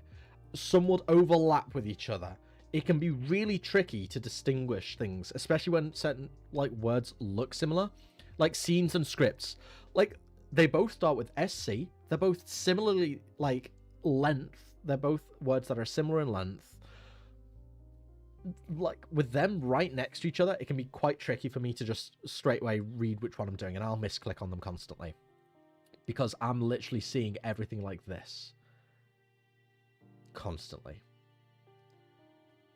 And it's fine, like I get by, it's not the end of the world, but it just means that I'm a lot slower to read things than like your average Joe. And in situations like this, it's tricky. It's tricky sometimes. But yeah. that is basically what it's like for me as a dyslexic person. It's going to be different for everyone, but that's my experience with it all anyway. And that's why having things like color to basically help me associate with different things, I don't have to actually read the text that I struggle to read, because, well, I can just see, oh, the blue folder I know is the scripts folder, so I'll just click on the blue folder. Much easier. Now, the thing is, right, I'm a bit naughty, because I do have a thing that can help me. If I can find it. I think it's in this little drawer thing that I have here. Yes, here it is. And I really should wear these more often. But I don't. I should, but I don't. But I have tinted glasses with my prescription and everything. And these help me an awful lot. But they don't have anti-glare on them. And they're also pink. So, you can see why I don't always wear these. Like, I can read a lot, like, ironically, like, this dulls down the vibration of that text quite a lot. Because essentially what that does, and I'll show you again, is if we tint both of these now, slightly pink, or I guess technically what it'd be doing is it'd be tinting the vibrating one to be slightly pink. Let's go like that. Is this the... Oh no, this is the... wrong one. This one. No. Oh, that's the one that's behind either way, so that works. Let's put that like that. What this is now doing is if I'm still moving it around, it's still vibrating, but it's kind of adding a little bit of contrast to it, and because it's slightly different and it adds that kind of contrast, it's easier for me to see. Like, I can read that a lot easier than I can read that. You know? But that, yeah, that's with it with me. That's with me. You look like a retro. You look retro. Yeah, this is true. Got that kind of retro look, but this does help. I can read a lot clearly now. I'm not gonna lie. The thing is, right, half the time I forget that I have these glasses, and then when I remember that I have these glasses, I'm just like, oh yeah, but they're pink. So, you know, you gotta preface that a little bit first, you know, because you don't really want to... I broke my actual glasses once, and I ended up having to walk around, like, day to day with these pink glasses. And it's weird, because they're tinted, it's kind of like wearing sunglasses. So it can strain my eyes over long periods of time. But, like, you know, societal expectations, man. That's what's wrong with pink. I love it, right? I love it. But at the same time, I don't like being looked at. And I like to be very, like, keep myself to myself. If I'm walking down the street and a guy wearing pink glasses like this, people do look at you. It helps. Other things, I only need it when I'm reading, so I don't need to wear them down the street and stuff anyway. And it's a bit of a faff just carrying stuff. But, like, I do not like being the center of attention. I don't like people looking at me at all, to be perfectly honest. I like to keep myself to myself. And... like, there's usually no judgment in it, but people do look at you when you're wearing pink glasses. I just don't like that. Walking around the world with everything tinted pink. The thing is, it doesn't actually... your eyes get very accustomed to it. So, like, everything isn't tinted pink. No. It's literally just like wearing sunglasses, but, like, a little bit less harsh. But the thing is, when I take these off, everything actually becomes very green. Because it's the opposite side of the color spectrum, right? So, like, pink and thingy, like, this is basically, everything is getting a pink hue, so I'm seeing less greens in the world. And that's the reason it's so good. It's that contrast. That's what makes it easier for me to see. But yeah, as soon as, like, I take these glasses off, everything becomes very, very green for about, like, 5 minutes or so until my eyes adjust to it again. But yeah. But I do like to say, you know, I do see everything through rose-tinted glasses. You know, I'm an optimist. What can I say? Ever thought about colouring those pink glasses to, like, black? That's the thing. If I did that, it would lose the effect. Like, having the colour, having the actual pink colour, is what makes it easier to see. Like, I used to have green ones, and they work well too. Blue doesn't really help me all that much, but green and pink helps me read better, whereas just tinting them to black doesn't have the same effect. It's not the same. And I think with green glasses I can read 40% quicker. With pink glasses I can read 60% quicker. So it's a noticeable difference in reading speed, especially when one of my New Year's resolutions is to start reading more as well, like actual books. Like I've got this book, which is going to be my first read of 2024, Diary of a CEO, by Stephen Bartlett, the guy who's on Dragon's Den, if you know that. But I absolutely love his stuff. I love his podcast, and it's named the same. The podcast is Diary of a CEO. Really good podcast, very inspirational. I'm wanting to be an entrepreneur myself and build this business and that kind of stuff. So like, yeah, let's read a book. I will need these glasses to read that book for sure. So yeah, unfortunately, it's not a case of just like lowering, like making things darker. I do need this specific color to read quicker. Your eyes are very good at adjusting to colors. A great example is blue and black dress. Exactly. That blue and black dress. It was blue and black, by the way. It wasn't white and gold. I don't get. I never once saw it as white and gold, by the way. Never once. Ever. Also, the fact that you're bringing that up tells me you're probably close to my age than than maybe some of the other people in this chat. I never saw it as white and gold either. Exactly. Yet another thing we have in common, Dynam. Yet another thing. Just to add to the growing stack of things, to the conspiracy theory that we're actually just twins. But yeah, that was 100% black and blue. Never saw anything different. I was genuinely confused whenever people said that it was white and gold. I was just like, idiots. No, it's not. It's not. I just couldn't see it. I could not see it. I wonder now, thinking back, is that because I was it because of the dyslexia that I wasn't able to see it? Maybe people could legitimately see that, and I just couldn't because of the dyslexia. Maybe. Who knows? Who knows? I remember that. I don't actually remember how I saw it. Oh, it's just, I don't think anyone really remembers how we all saw it, because it was the beginning of like TikTok and stuff. Was it even on TikTok? Because I think I was in secondary school and that was the thing. So it might have even been Vine or Instagram back in the day. I don't know. But it went viral. It went viral. That's all I know. I had loads of people in school coming up and showing me, then saying, what colour is this? And me being like, it's black and gold. Dadoy. But yeah. Minority, but still a lot of people. It was way earlier than that. Sure. Let's have a look. Blue and black dress.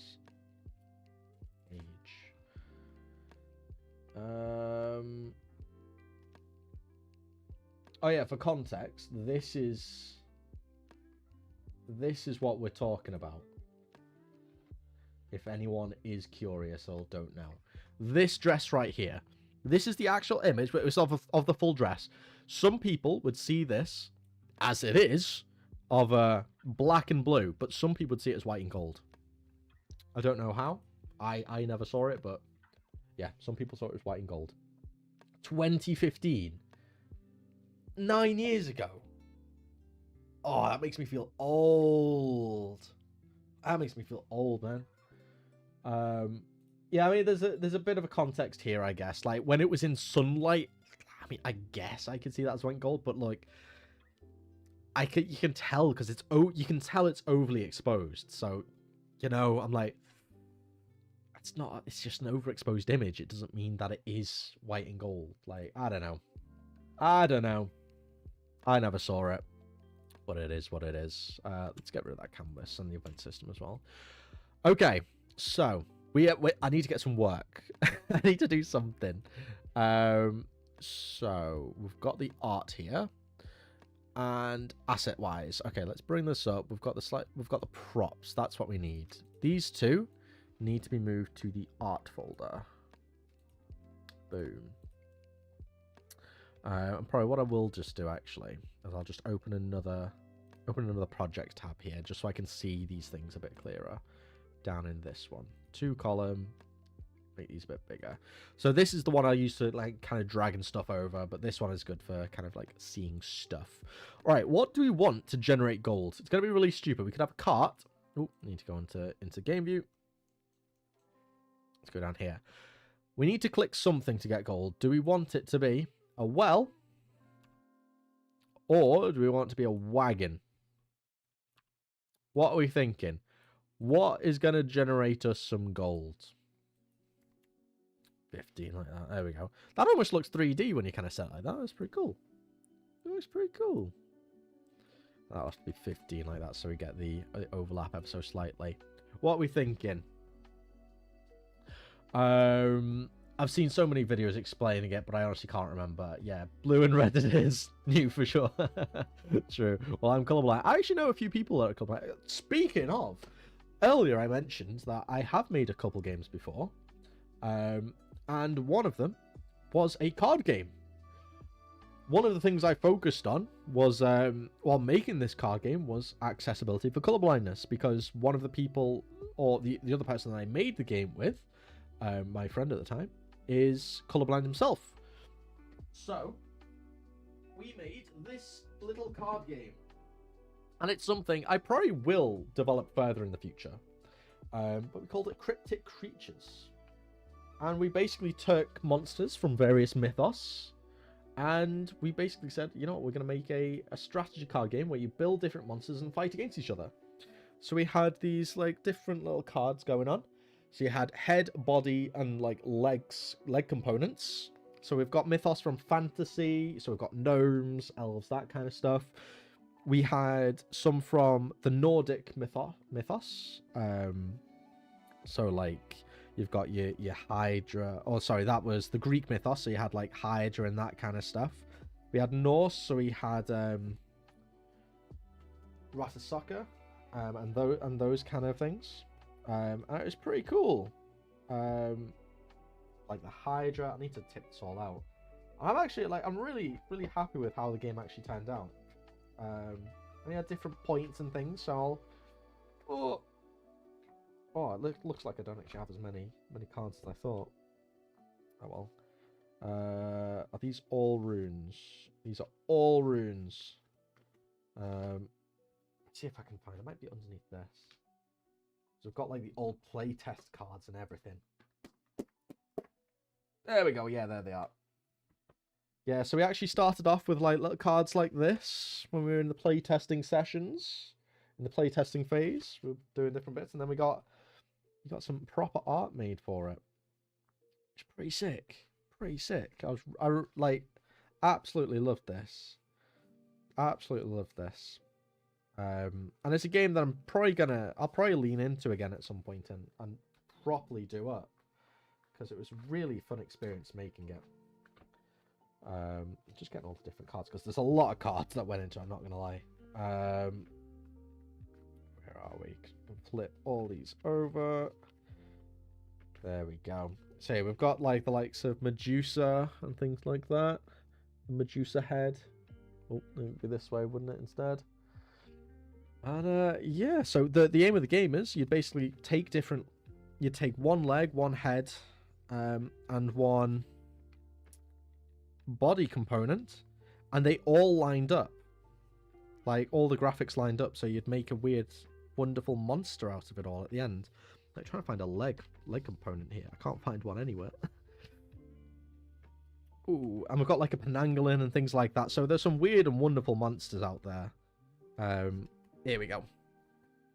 So then, yeah, you'd make a little, you'd make your own little monster out of it. Kind of showcase it like that. There you go. So that all the graphics lined up. You made your own monster. It'll have its own stats and things like that. And then at the top, you'd read out the monster's name, because every single monster we had phonetically would have 3 syllables in the name. So you'd break it up. The first syllable would be the head component. The second syllable would be the body component. This one, which is the head of Medusa, the body of Tartarus, and the legs of a Penangolin, would be Metartalon. And that would be the name of your monster that you're fighting. I summon you, Metartala. And yeah, there were like 20-odd thousand different combinations of monsters that you can make, which is pretty damn cool. And every single body part also had a spell associated with it. So if you didn't want to use it as your actual as to build as part of your monster, you'd be able to use that as card still. There'd be no wasted cards in your hand. You could turn that into a spell and cast various spells on either your own monster, an enemy monster, So there were fun situations where someone would build a really big monster in a group of 5, because it was up to like 6 players that you could play this game with. There'd be like 6 monsters on the table. They're all battling each other. A couple of alliances had formed, and then yeah, one person would come along and basically just turn their entire monster into a gnome, and they'd have nothing. It was funny. Really, really unfair, unbalanced, but that was the point of it. We wanted it to be unfair and unbalanced because that made for funny gameplay. But I really enjoyed it. I really properly want to remake this game because we had a full logo and everything. Cryptic creatures. Something I'm definitely going to lean into it at some point because I really like playing board games. Me and my partner, we are partial to a bit of a tabletop experience. But yeah, that was one of my first ever proper games.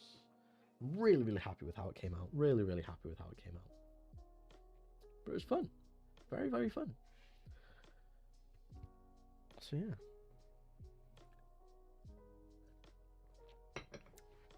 So yeah.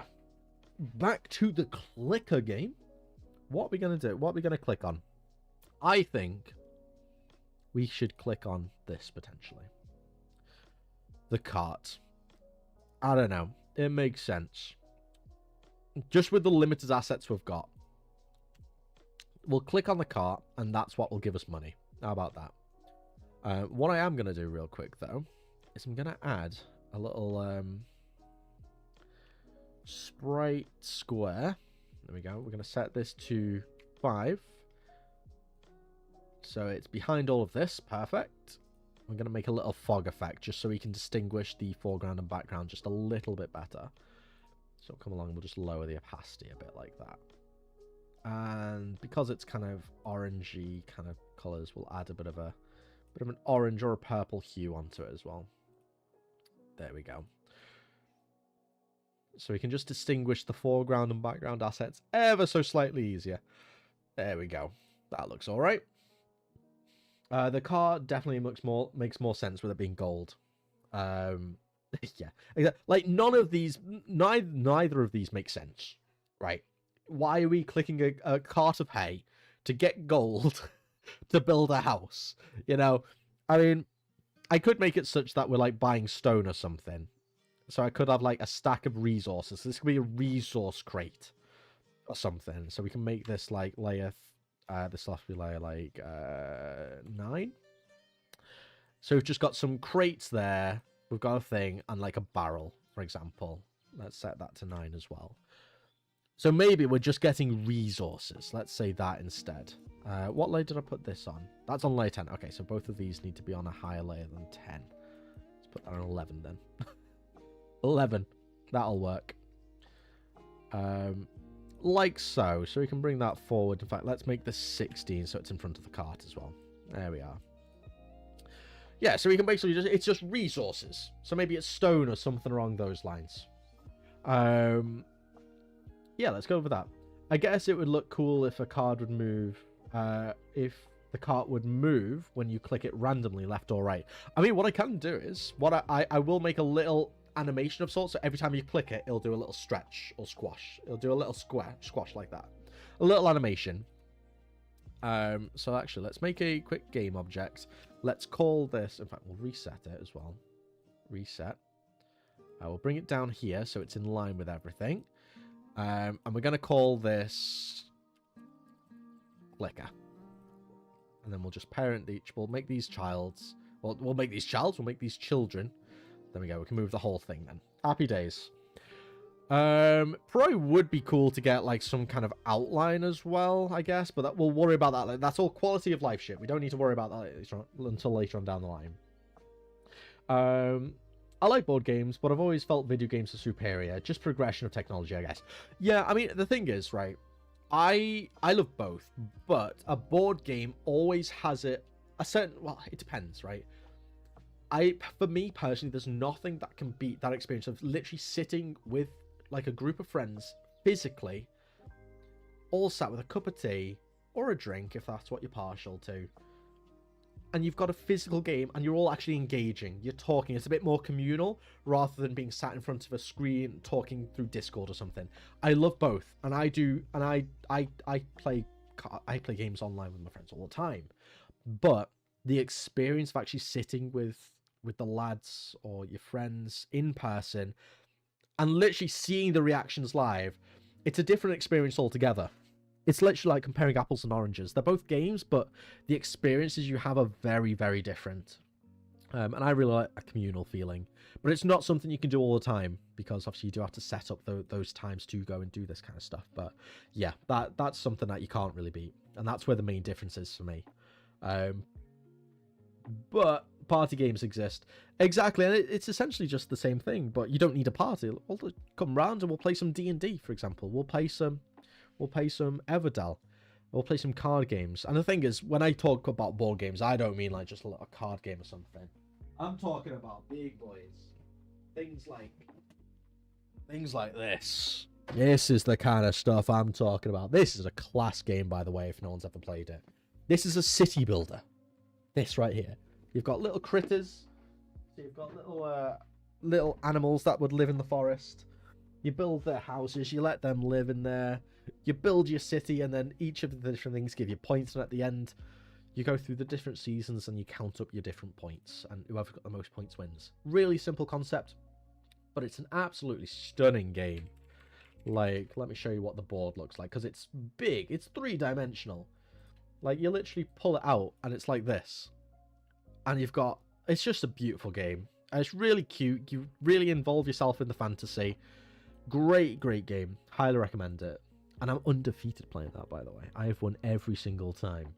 I like to rub it in the face of my missus. It's hilarious. Dining with a new profile picture. It's all purple now. What's going on there? If you've got NPC sprites, you could have the automatic clicker be people coming up to the cart and buying something. Yeah, that's exactly the kind of thing I'm doing. I mean, I'll probably just have them generally just be idle, and them existing is what kind of gives them. But that would be the general idea. So you click on the resources to get resources, whatever the hell that means. You build a house. The houses themselves add value to the city you're in, which means more people will come and give you resources, which means when you click it, you get more. But then the people can go and live inside of it, and then because people are living in there, they'll come and gather resources, so they'll passively do it for you. So that's the idea anyway. So yeah. I mean, you can sit in front of the couch and play pretty much Nintendo stuff, but still. Yeah, true. I think it's very different vibes, though. I do think it's very different vibes. Because, yeah, I think there's a time and a place for a physical game. I think board games are generally a lot more chill. Whereas party games, things like stuff on your Nintendo, they're still very... You need to be paying attention and things like that, you know? Well, not paying attention, but, like, they're very hyper-focused. And you think of games these days, they're all very flashy in your face, you know? So it's very different vibes. If I'm pulling out a board game for a board game night, I know it's going to be a very chill, relaxed event. We're all going to have a laugh, have some tea, talk about stuff. And the thing is, you can just sit and you can talk. Whereas if you're playing while you're still playing, you know, because you take turns and that kind of stuff, it's a very different experience. Which is why I say you can't really compare the two, because they are extremely different. But as I say, I've got a passion for both. I'd love to do both. And I do love to. This is my second account, or technically my first, that I use on my phone. Ooh, I've got portable diamond now. Go to channel. Do you have any stuff on here? No. Ooh. I've got more subscribers than your second channel. Hey, the channel that you've got nothing on. I'm so depressed. So we've got Dynam on the move now, and he still stays for the stream. That's the kind of man he is. Such a gentleman. Amazing. So yeah, let's get that together. So, because what I can do here is, as I said, when you click it, there'll be a little squash and stretch, so it'll kind of do a little thing like that whenever you click it. That's another reason why we've parented everything up here. So, let's get some resources going. In fact, before I do, let's get an actual visual counter going, just so we can actually track what's going on. In fact, no, I won't. No, I won't. I'll just look in the hierarchy. So we're going to go into scripts, and we're going to create our clicker script. Before I do, actually, I need to remember, I need to put a collider on the clicker, so we can actually detect that we're clicking it naturally. Let's do a box collider 2D. Make it his trigger, and we'll make it pretty big. You can click anywhere on this, I guess. I don't think it really makes much of a difference. Anywhere here is fine. That should be fine. I will add the clicker script to it as well. There we go. Let's pull this out. To be fair, having 160 subs on a channel that has never been uploaded is pretty proud. Exactly. Like, the fact that you've got that many subs on a channel that most people I'd argue don't even know exists. I didn't even know it existed. And I'm part of the Dynam fan club. Mad impressive. You probably commented on one of your own videos and people have been like, oh damn, it's Dynam, and just jumped on it. Alright, so we need a couple different things. We're gonna need a public int resources, and this will be the number of resources that we've currently got. I think that's all we need for right now anyway, so I'll make the void on mouse down. No, I need to make it into a button, don't I? Yeah, void on click. Let's do that.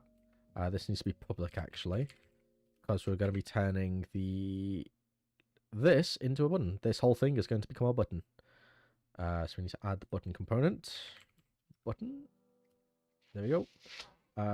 It can be interactable. Color tint is fine. Oh, Proshki! Thank you very much, baby. Oh, it's so good. I just get treated, don't I? Homemade Proshki brought straight to me. It's still warm.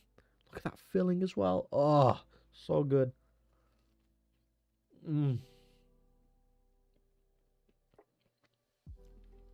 That's so good. Oh my goodness. So we'll bring that along. We'll add the cookie thing. We'll add the clicker component. We'll come in here and on click. So that should be fine. And then on click, we'll just do resources plus. For now, anyway. And that should, in theory, I think that should be it, right? If I click, if I click on it, it should go up. Not working. It's not working. Why isn't it working? On click.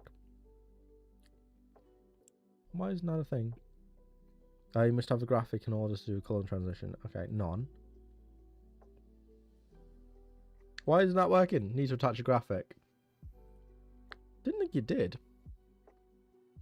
Or is it on mouse down? There was definitely some kind of script that you could do, because I did it in one of the other ones. Let me find it real quick. Game of Rocket. Be in the city builder one that I did. Scripts. Build position. Yeah. Oh, is it just on mouse down? Is that it? Let me have a look. So on mouse down. Is this going to be it? And then I don't even think it needs to be a button at that point. So if I just untick that, is it literally just that? So it doesn't even need to be a button. If I play this and do on mouse down, it should click, right? Yeah, there we go. So now whenever I'm clicking, you can see it's going up. I didn't even need it to be a button. Crazy. Remove component. There we go. We technically have a clicker game now. Straight up. So now whenever we click that, we get a single point. Look at that. Look at that. Let's bring this in. Let's make this a bit small. We don't need to be this big. Yeah, we didn't even need any of this. This is how you make a cookie clicker game. Like these, what, like 10 lines of code. And you don't even need all these. You could make this all one line. Crazy. Buttons usually for canvases. Yeah, I completely forgot about that. Way over my head.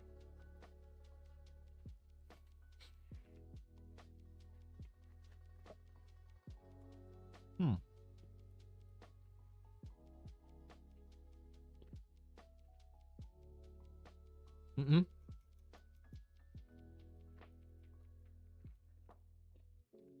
Nope. Only works if you click on the resource. Because it's got the trigger.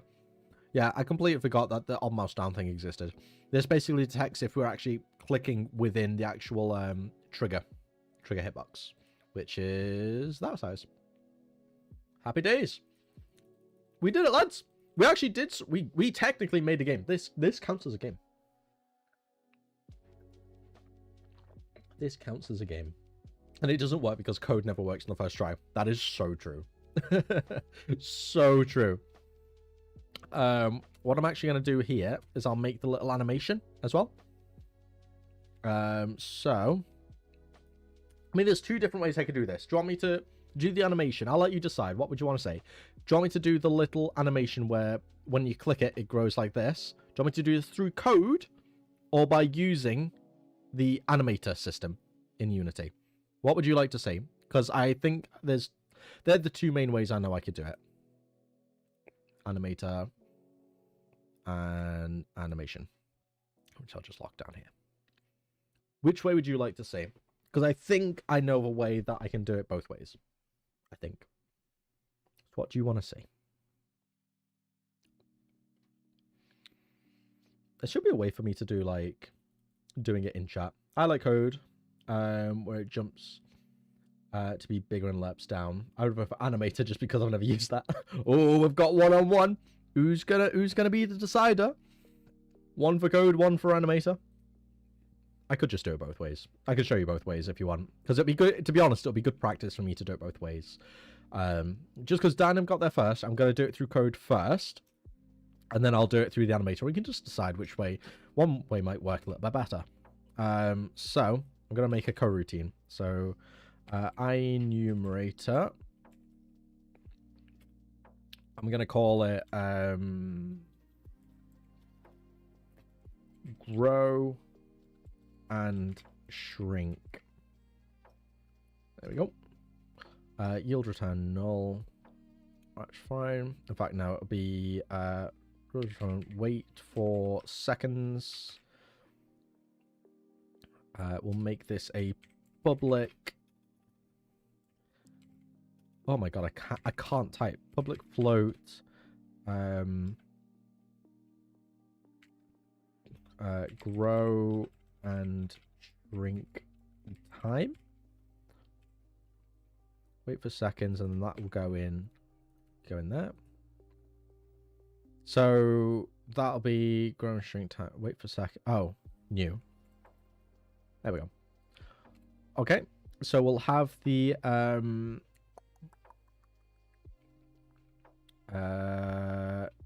transform.local scale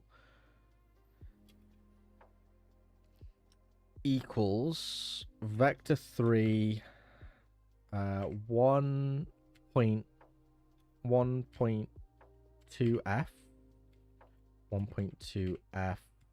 Well, that can stay as transform dot local scale dot z, because that's not going to change at all. Why is this vector oh, new, like that, and then we'll move this down after that shrunk to go back down to the regular scale, which is going to be 1.0 1.0. Then we're going to call the coroutine whenever this gets clicked. So we're going to do start coroutine like that. And then we just need to make this really small by default. So like equals 0.1. I think that would do it, right? So it'll instantly make it big. Then after a short second, just return it to the size. In theory, this would work, right? 2 for code, Lamo. So grow and shrink. Oh, we'll make this 0.1 again. In theory. Again, this is in theory. Oh, it works. There we go. Look at that. It works. First time as well. Oh, yes. And yeah, I guess we could lerp it as well. So we could do... How would we lerp it? So it'd be basically lerping between these two different things. So we'll make two little... we'll make two functions here. So original... the vector 3 original size, and that will equal this, and then this will be vector 3 big boy size, big size equals, and then that'll equal this, like so. What I do, I always have something running in update that lerps to the original size. Yeah, exactly. Just gonna wait till seconds.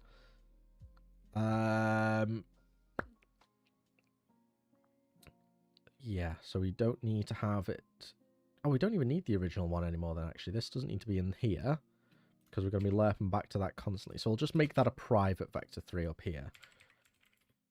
So we don't need that. And that, we'll just set this. We'll just manually set this. 1.0f. 0.0f. Alright, so we'll just manually have that as a private variable. That's fine. Because I'm a stickler, we'll put an underscore. I like to put underscores in front of all my private variables just because... Yeah. And then it'd be public update. No, void update. Update.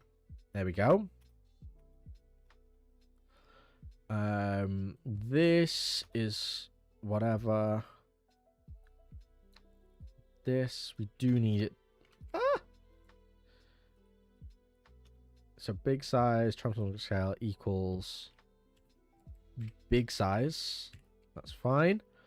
Then you'll wait for seconds. Yep. And then after wait for seconds is over, we want to start lerping it after that. Or I guess we could just make it big instantly. I guess we don't even have to wait for the seconds, really, do we? Have to do it in fixed update instead. No, I don't think we have to do it in fixed update, right? Well, no, actually, yeah, we would, because we want it to be... Well, it's not... No, it's not interacting with physics, so we don't need to. No, it's only... you only really need to put things in fixed update that are interacting with physics, and this isn't interacting with physics. We're just changing the size of things. So as long as we multiply it by delta time, so it's at a fixed rate, at the fixed frame rate, it should be fine. But we're not working with physics, so we should be all right to do it in just regular update. But in theory, yeah, if we're doing... We don't really have to wait if we're going to be lerping it instead. So, I mean, technically, we could just do this instead. Like so. So, whenever we click, we define the big scale, we set it to that, and then mathf.lerp between big... Oh yeah, we need this to be defined. We need this to be a private as well. When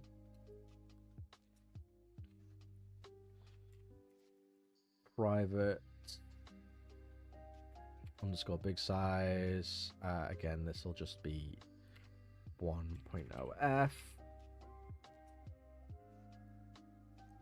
underscore big size. Lerp between underscore big size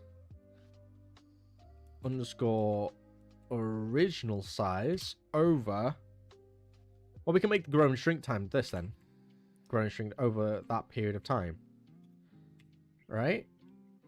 lerpaf results internally between the two float values. Why is it not like in this? Cannot vector 3 to... Oh, shit. Do we have to... Oh, we'll just have to do the X and Y separately, I guess, then, right? Dot X. Dot X. And then we'll just do this for dot Y. So no way that we can do this, like, separately. That is what it is. So we'll constantly be doing lerping from the big size to the little one.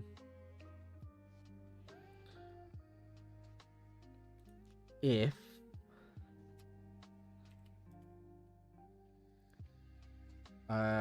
transform.localScale.x is equal to underscore big size.x. Do that. Because we only want to be lerping it while it's big. We don't need to be doing it constantly. So that would work, right? Is there maybe a vector3.lerp? I don't know. Math f dot lerp inverse lamble. I don't know. Well, we'll see if this works first, because if it works, then, you know, we don't need to worry about anything, really. Over 0.1, so that should be pretty quick, right? Well, that didn't change. Over 1. It does equal that. Oh, why is it not working? Transform.localScale.x is equal to big size.x. So it is 1.2, that's true. Lerping between the two. Okay, let's just put these outside of the brackets just in case. Just in case it's that's not working. So we'll test that first.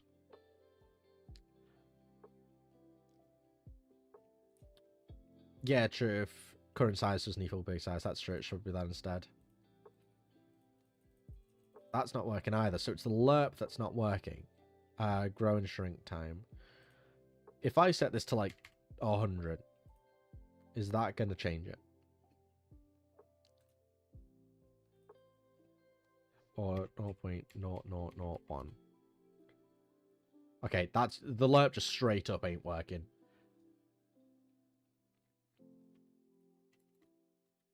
Vector3.lerp.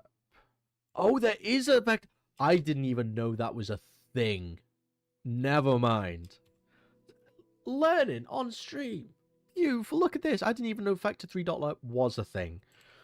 So we're going to be going from big size to underscore original size over that time. Yes, we don't need that. Ah, thank you everyone down there who said that. Didn't even realize that was a thing. You're always setting it to 0.1 between the two of them. So you also need to assign the lerp value to something. Do I? By float t. Or do we need to times this by delta time as well?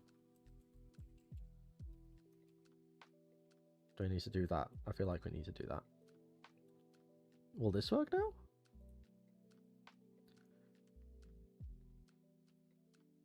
Nope. Oops. Is there a vector rather than yeah, you're right there. You need to assign the value to the object. You're calculating the value of lerp, not assigning it. Oh god, yeah. Yeah, you're exactly right. Transform dot local scale. Okay, so this equals. So let's set this to like lerp transform.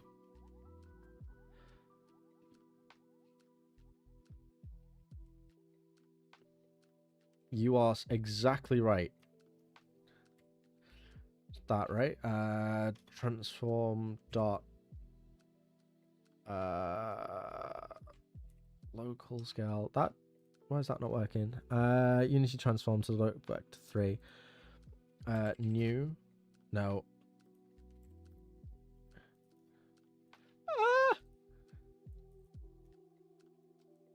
Lab transform. No. Oh god, this is why I don't program live. I'm terrible. just do that? Oh god. I know what I'm doing, I swear. Look to the comments for help. You're also gonna need to do transform.localscale vector3.lerp. Yeah, that's what I've got here. Transform.localscale. The name lerp does not exist in vector 3. What? I get rid of new. Oh, we got rid of the new and that worked. Okay. So now assigning it, which is fine. I mean, I do prefer doing it on top, but this is liking it. Let's see what this is saying.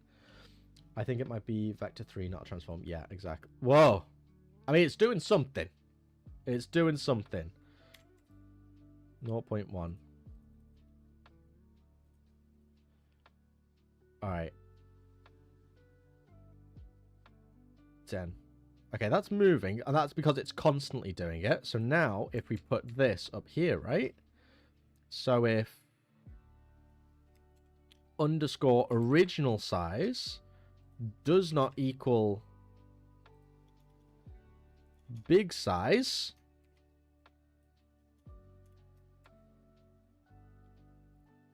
or if original size does equal big size, then we want to scale it down. Ooh, no, if original size... No. If transform dot local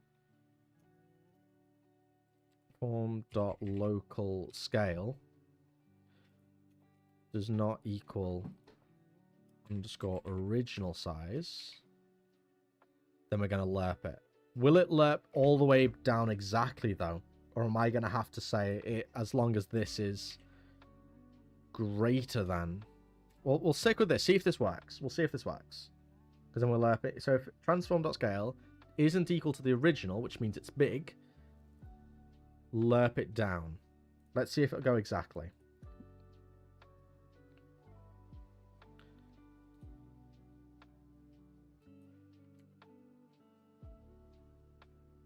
And that did nothing. Oh, if transform.scale doesn't equal original size. Of course. Of course. Let's see if this works. Attempt number 50. It would have been so much easier to do this than the actual...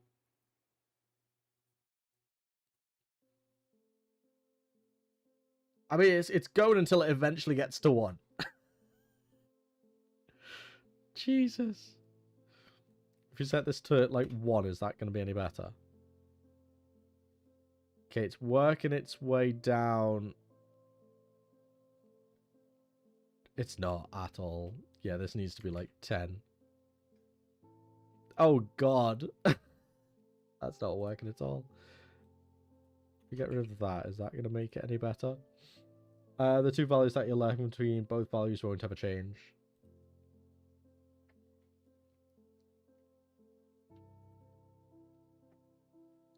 Thing is, when I click at that, oh, another pierogi with cheese on it. Oh, thank you.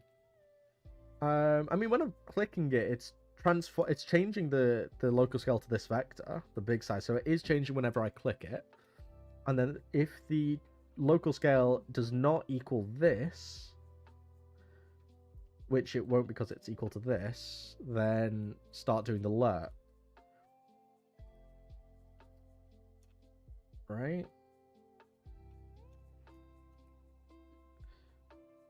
You'll need one of them to be the current local scale. Which is this one, isn't it? This is the current local scale. So this is the original local scale, which is just 1, 1, 1. Well, 1. There we go, like that. Set this to 10, so it's a bit lower. The original, which was set by default.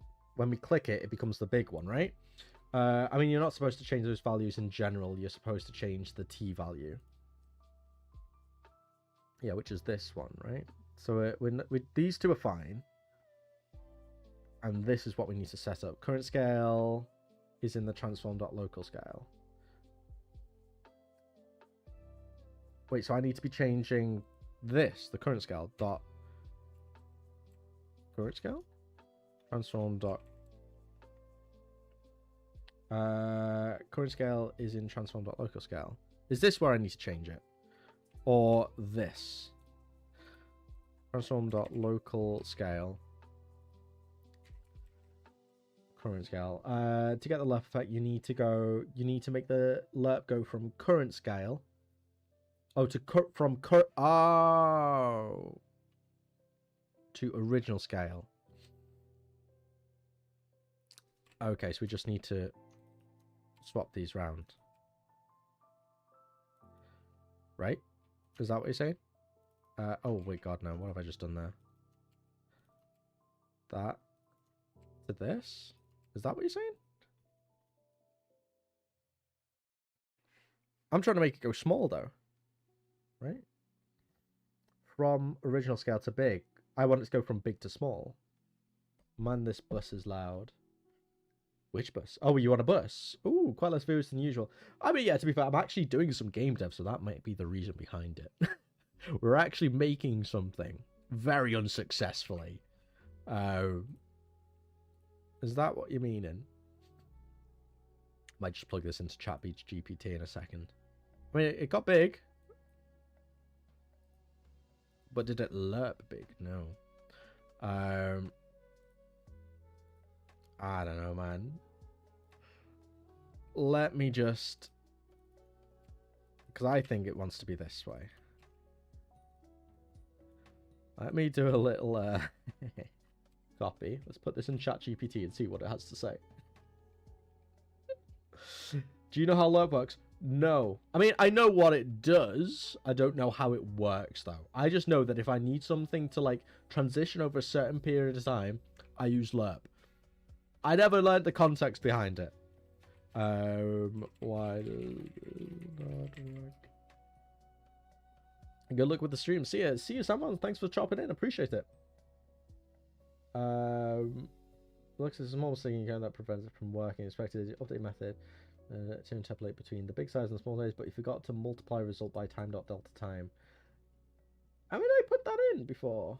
Oh, time divided by rather than times. That might make a difference. This is what it's saying to do, right? This is what it's saying to do.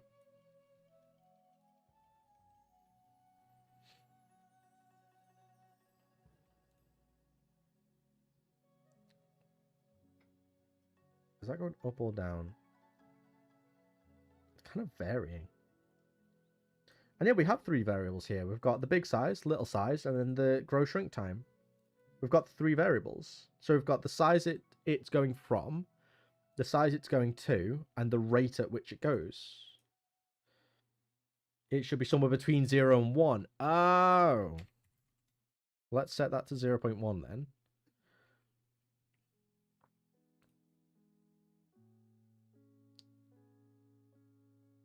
That is going down now.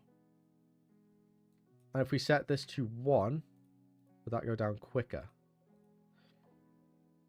T can be seen as the percentage of time. Okay. So we actually want this to be quite small then, don't we? 0.001. That's pretty quick. Let's have a look. I mean, that's not even changed at all. I think that might be a bit too quick. Damn. 0.001. See, that's like going up and down constantly. Why is that constantly going up and down? I just want it to go down. It's like varying, but then eventually getting to it. What? It'd be 5%. So this is like 1%. So if we set that to 0.05, as you say, it's like going up and down.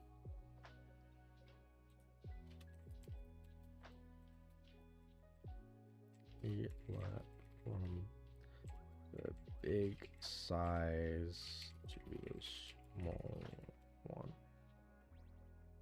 I think it's because you're doing something with delta time. I mean, let's get rid of the delta time then.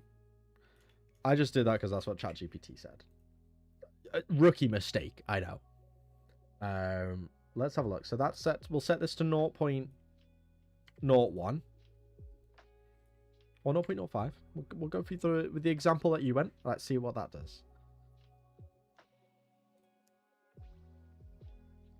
See, it's not actually moving at all. It's stopped at 0.19. Set that to like 0.1. Or is it going just really slowly? 0.5. What? Also, you need the current scale is greater than. Yeah, I had that, but it didn't like it. So we'll go for X, because realistically, we don't need to be checking all of them. We can just check if the X is big, because it's uniform anyway. Let's see if that works. Let's see if that works. That should do it, right? Oh, great. Oh. If local scale is greater than... No, that's right. Transform.local scale is greater than or equal to original size. That is right. Right? I mean, technically, this is a change that needed to happen anyway as well. Let's be honest. Like, that probably did need to happen. But we need to... essentially, when you click, you set the T value to 0... and then increment it by a constant times delta time. Okay, that makes sense. You also need the current scale to go to the original scale. That's right! Oh my god! Yeah. No, you're complete. Yeah. Yeah. Yeah. Yeah. Yeah. Yeah. I've just realized what you meant. There we go. It works. And it's a much smoother click as well. Oh, that's why it wasn't working. Because we're constantly setting it back to big size and scaling it back down. Hey, team effort, guys. Team effort. Thank you very much. That was so much harder than it needed to be. And I was the reason it was so hard. Jesus. Oh, don't take that out of context, please. I just heard myself.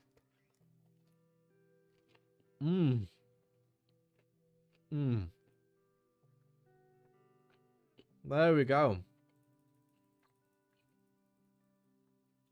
Technically, that's not a lerp, though. Isn't it?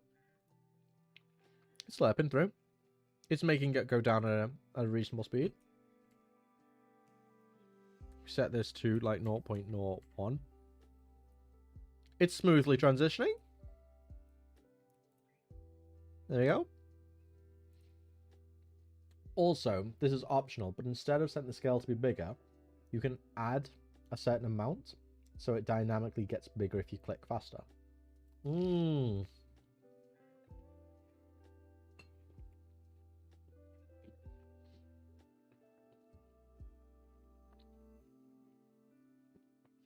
Technically, it's not a lerp, though. It's like an exponential lerp. It's not linear. True. The good thing about this system, though, is if you click really quickly, yeah. It's not gonna... It'll just stay big. But I like Dynam's suggestion there.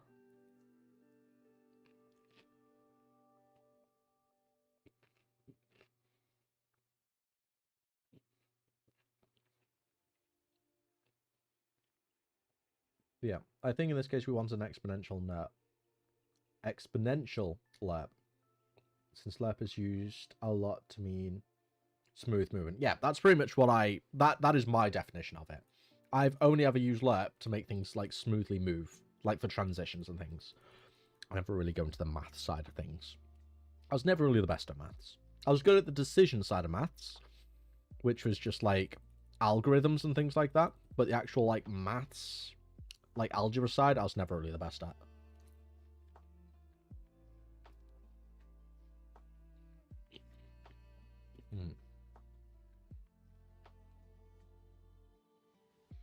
So how would we do the exponential one?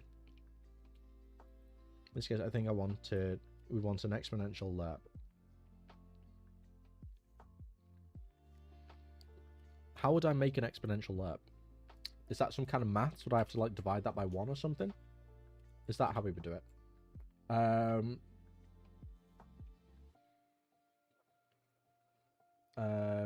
And if you aren't technically using it like that, but I guess if it works, it works. I mean, it does technically work. You're using the exponential one already, by inputting the same value that you're outputting to. Okay, so if we wanted to make it a linear lerp, then the other one, what difference would it make, and how would I go about doing it? Just for like education's sake, because I have no idea what's going on. So for the sake of me kind of learning this, what difference would it make, and how can I set it up real quick now so we can just like visually see the difference? I mean, technically this does what I need it to do right now. This does what I need it to do. But I think an exponential one could actually work a lot.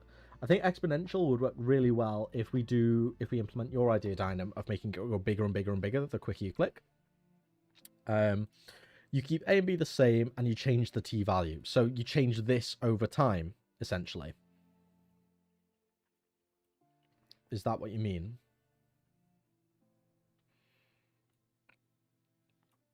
And just to clarify, this currently is an exponential one, or is this the linear one? Rather than what you're doing, which is keeping B and T at the same rate, and changing A. Okay. So you would just change this over time. So you would do that by doing like time.delta time, right? Like that would basically turn it into the other way, wouldn't it? If I'm right. So if we do that, just for curiosity's sake, let's see what effect this has. That's doing nothing. Damn.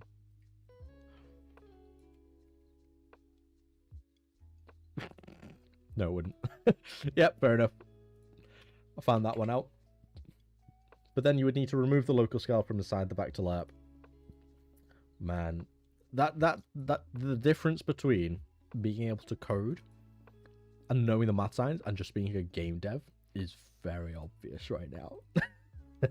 Like, I can't code well. I just make things work. Like, it work, so it's enough for me. I don't need to know why it works. I just know it work. Jesus. Let's see if we can implement this idea that Dynam had of making it bigger and bigger every time. Okay, I'm setting up a demo thing to teach you this at some point.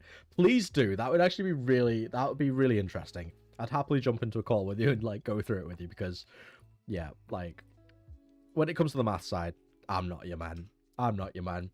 Because it's really hard to explain through the medium of YouTube comments. Yeah, I don't blame you, to be honest. Yeah. But hey, we got this, technically. I do the same thing as you. I only have practical experience with lerping and from tutorials and stuff. Yeah, exactly. I don't know why it works. I just know it does what I need it to do. You know? To be fair, this works, though. This works. I didn't even know vector3.lerp was a thing, though. I'm not going to lie. So I've already learned something today. So the stream is already a success, you know? Already a massive success. Because we've learned something. Well, at least I have. But let's see if we can give this other one a go. So, if we click and so we set it to big scale. So we actually just want to add this every time we click. So we'll make this a little bit smaller. 1, 1, like that. Make this a little bit smaller, and we'll add this to the local scale instead, right? Can I just do like plus equals? Can I just do that? That would work, right? Because we're just adding the scale rather than... I mean, that's adding a lot. Oh yeah, it's adding 1.1. That's true. It's going a bit too fast for me. Like, if I click a bunch of times, will it get much bigger? If I set this to 1. Oh no, we need to set this to 0.001. Seeing it really small. Oh yeah, we can get it infinitely bigger. Hey, look at that. We're game deving. It's just a bit too fast. But we can, in theory, get it bigger. So we actually, because we're adding this, we want this to be 0. We want to add 0.1. But hey, that works. Okay, I gotta go. But I'll make something later to explain lerp. That would be beautiful. Thank you very much for your help as well, E21. It's been good having you here. Thank you very much. You helped. You've helped a lot. Yeah, thank you very much. Thank you very much. Also, because the lerp is exponential, there'll always be a soft lock size based on the lerp speed. Yeah, I'm starting to see that now. But in theory, if we set this to like something like this, eventually, I mean, that's working. One click gets it big, but if we click loads, we can get it quite big if you go really fast, which is kind of what we're looking for, right? The quicker that you click, the more this happens, right? And you can get it quite big, actually. We set it to 0.3. There we go. That looks pretty good. I think I actually preferred the... Let's try 0.4 even. I quite like this. It's like visibly getting bigger, but like if I go really, really fast, it kind of locks off. But it's little bumps, but if you click loads, it does get noticeably bigger. I quite like that. I quite like that. What I might do, though, is... So we'll stop that. We'll just set that to 0.04. That's what it was at, wasn't it? Was that 0.04? I can't remember. Yeah, that looks about right. What I want to do is just move all this stuff. But no, what I want to do is I want to bring this down. So we'll bring this onto there. We'll move all this stuff up so it's there. Can I put that there? We'll just shift the collider ever so slightly, just so we've got the pivot point at the bottom. And in theory, that should just grow up now. Yeah, there we go.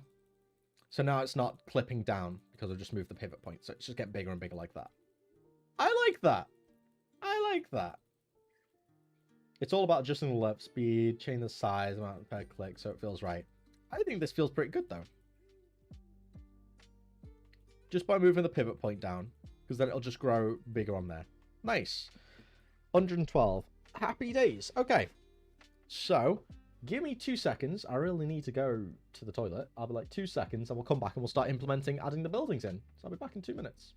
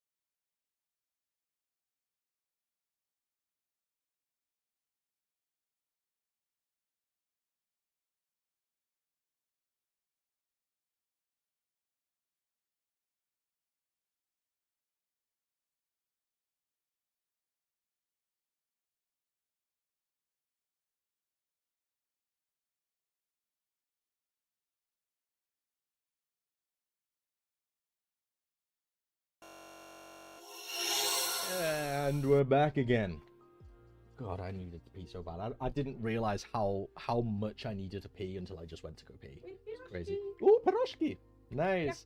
Yeah. Lovely little snacks. Look at this. Aren't I lucky? Aren't I just the luckiest? Look at all these little pierogi snacks. Got bacon and onion and a little cheese crust as well. I'll save that for a minute. It's very nice. Very, very nice.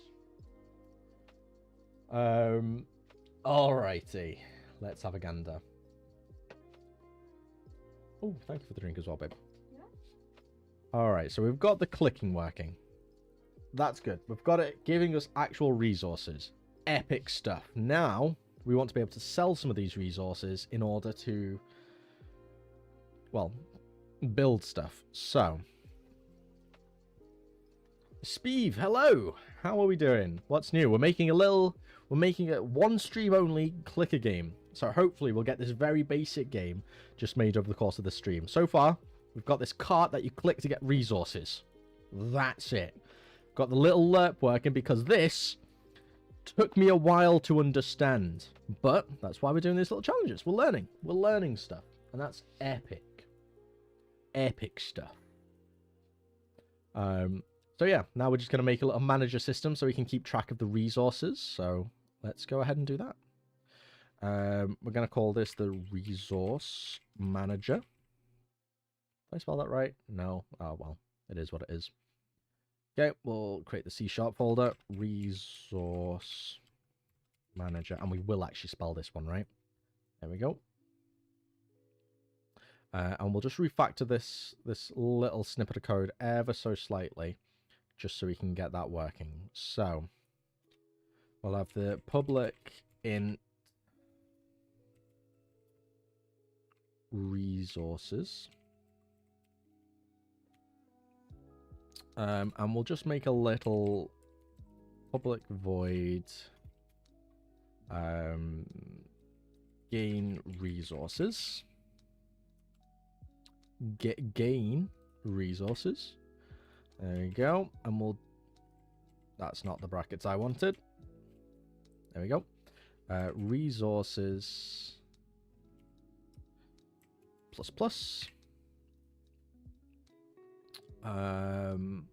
That'll do for now. So then we'll come along and we'll get a reference to this first. So we'll do a cheeky little private resource manager.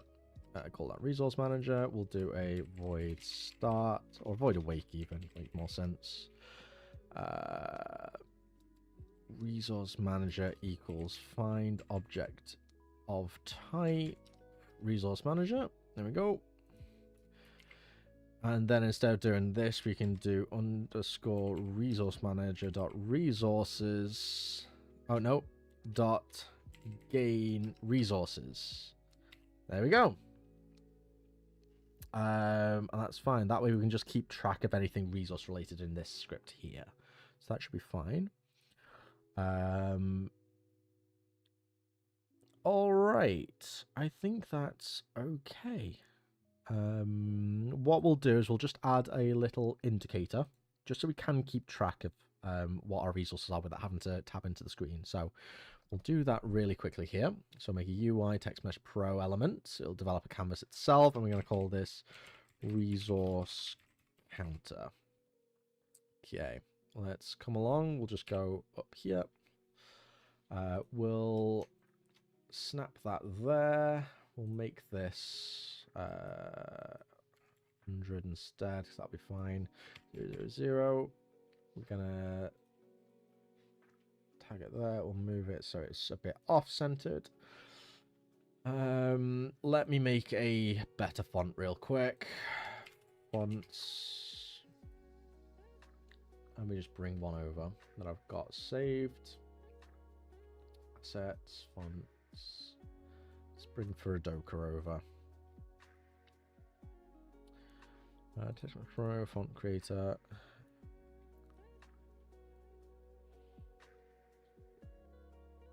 That's fine.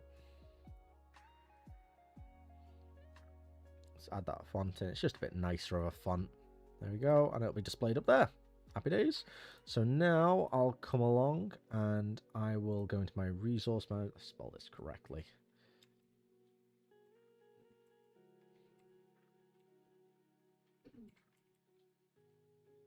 There we go. Let's come into this, and we're going to private void update, not update, update resource display. Like so. We'll call that here. Update resource display. We'll get a reference, so a public emp underscore text. Yep, that'll add the TextMask Pro library there. That's fine. We'll call that resource display. We'll come along resource play dot text equals resources to string, and then we'll just do one last update. So void start. We'll just call this right at the beginning, just so it automatically updates at the start of the game. All right, that should be working now. Fingers crossed. So now, oh yeah, I need to reference that. That's fine. So now if I play, this counter should go up whenever I click the cart. I'll click away, nothing happens. There we go. Boom. We've now got a visual input. Yay. Happy days with a nice little font. Okay, I've got the alert working nicely. So I need to make a building manager and some kind of button interface, I think, so I can actually like click and create buildings. Oh no, I'm gonna have one of each building, so I'll just have a little building indicator, I think. Yeah.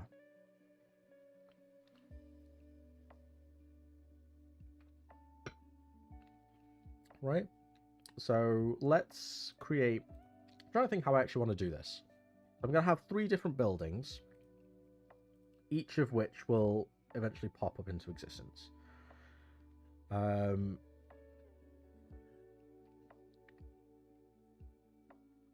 how do I want to do this? I could have them just be grayed out, and then you can like click on them. I guess that could be a nice little way to show what you're going to have first, I guess. Because again, this isn't going to be a massive game. So yeah, let's go with that. Let's go with that. So projects, let's come back in. We'll get the art for the different buildings now. Oh yeah, it needs to be in the scene view. Let's go back down here, and then we can just we can size and reshape these how we see. So I'll just pull these in, and we'll make them all 5. There we go. I guess we could have multiple houses actually, so you can decide which ones you want. Looking at the size kind of them, that could be an option. Now I'm thinking about it.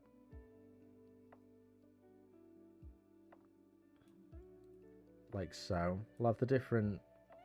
It's 15 as well. Got the different housing options. Because I guess it would be cool to kind of be able to decide which ones you want to put there. I guess there's an argument to be made that we could overlap them like this even. This could be interesting. But because they're all different sizes, that could be a bit tricky, right? This will have to be 14. There you go. So it slots alongside. I guess we could have multiple. We could have multiple different variants. Or do I just have each of the houses basically be its own thing? What are we thinking? Because I could fit like 6, 7, 8 houses in this. Are they all in game view? Yeah. And you could choose which one you want. Just evenly spaced out. I guess that could make for a bit more of a fun game, right?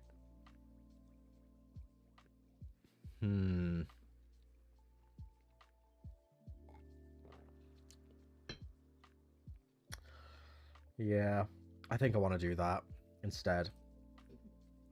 So instead of having like set houses everywhere, you can choose which ones you actually want.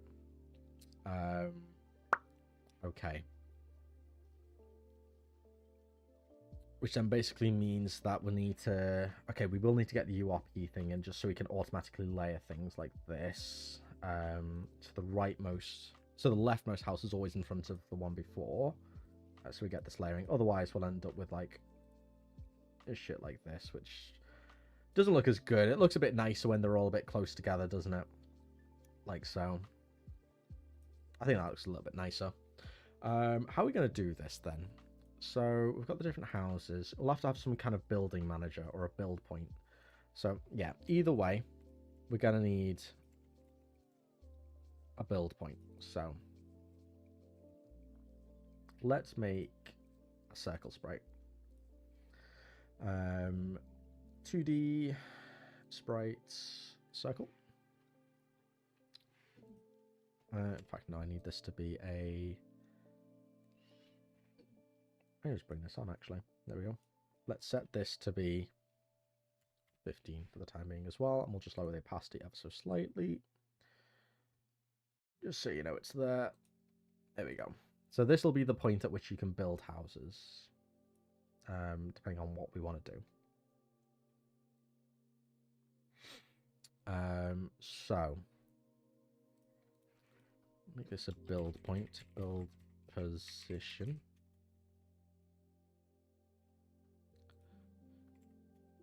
Position. Okay. So yeah, we want a build manager.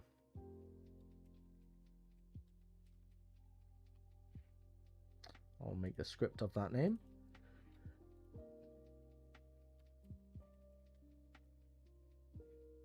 Like so. Okay. And what is this going to do? So this is going to take an array of different build points. We're going to detect if we've clicked on one. And then we're going to have different options depending on that. For the time being, let's just set it up so we've got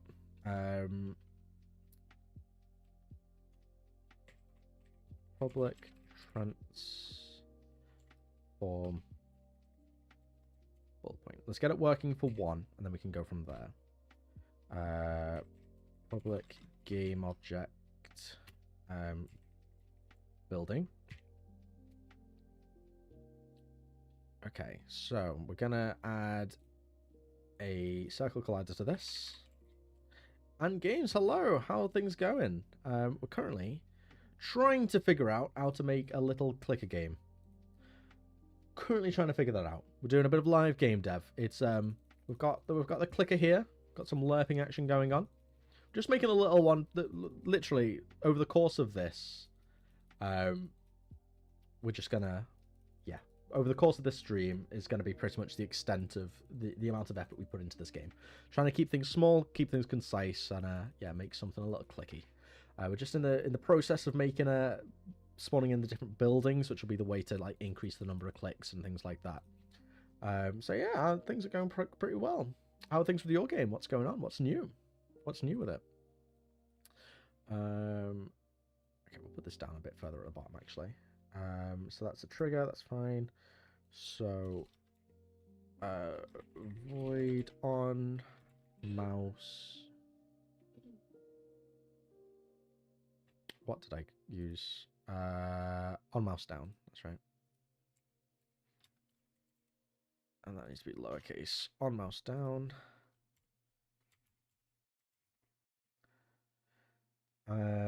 We're going to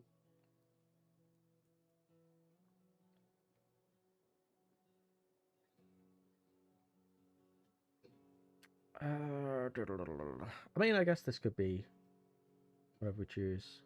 For right now, we don't need that. On mouse down. Let's just right now just place the building instead. So when that's clicked, we're going to instantiate building at transform dot position transform dot rotation, and then we're going to destroy the game object. Don't need that bit. That will do for the time being. Working to complete the village in the caves, and in general want to release the demo soon. That'll be epic. I'm really excited to play the demo, I must say. Yeah, how big is the demo actually? Like, how many different scenes? Like, how long is it? Like, are you aiming for a set number of scenes, certain like build size, or are you going for a set duration of gameplay for your demo? I know a few different people go for different things. I'm personally going for like around a 15 to 30 minute experience with the demo for Amber's Tale. So I'm just curious as to what your kind of what your aim is, I guess. Build manager. Oh, I need to add the build manager script to that. That's right. Build manager. This is the build point. Oh yeah, that's right. Now it needs to be on the build point dot transform dot position. That's right. There we go. 50 minutes gameplay, I think. Nice, nice. So is it that ultimately getting to like the boss that you've got? Is the main boss in the demo going to be that the magic guy that's got a few little minions running around? Is that the one that you've got? That'd be that. I need to make a prefab actually really quickly of one of these houses. We'll stick that there. We'll set that to 15. Okay, this is going to... I need to add a game object first as to where this is going to be. Like so. That's going to be like that. And then I need to parent the house to this such that it's where I need it to be. Like so. So this will be house 1. Sprite. There we go. Because this will be where it parents it to, and if it's going to be the same position, we need it to be equal to that, so that's fine. Build resource, let's bring... Right, let's make this a prefab, so I've got a prefabs folder going. Prefabs. It's prefab, and then we go in here, we can delete this. And then to the build manager, add this building. And let's see if clicking this will spawn in the building. Hopefully it does. It does not. Why is that not working? God damn it. Build position is trigger. Yeah. No material, that's fine. Sprite. What do I do for the clicker? It was literally just the same thing. Public void on mouse down. Yeah, why is that not working?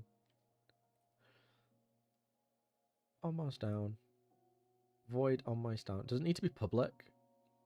Is it just because it needs to be public?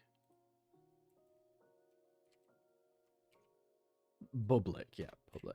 There we go. Public on mouse down. Maybe that's why. If that's the case, that'll be something new that I've learned. Dynam, welcome back, welcome back. How's it clicking along? Nothing much has changed apparently. Don't know why this isn't clicking. Why is this not clicking? Is it just not? I don't even know. On mouse down, let's do a little debug. Dot log. Clicked. We'll just comment these two bad boys out for the time second. On mouse down. On mouse down. I don't know why that's not working. If we go on to the clicker. Oh, it's...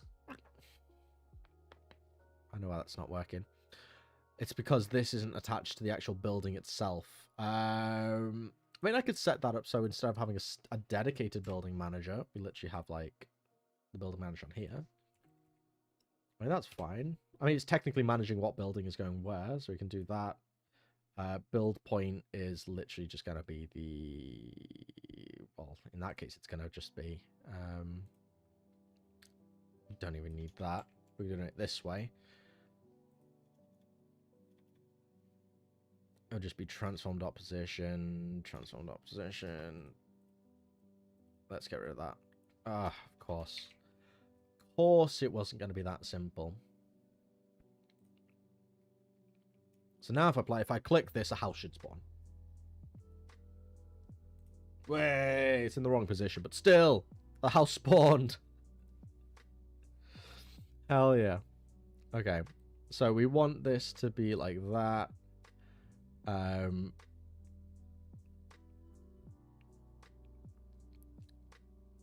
So that's the build position.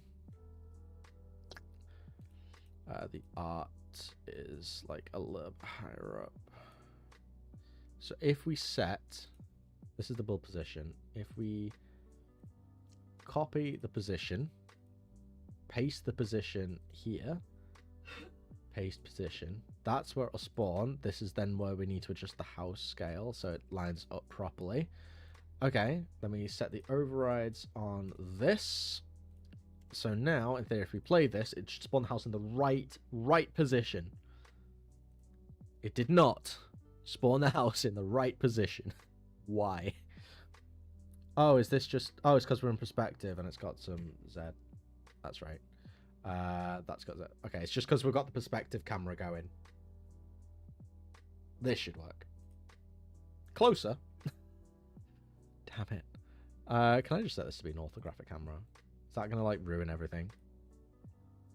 No, we just need to set it to be, like, much further back.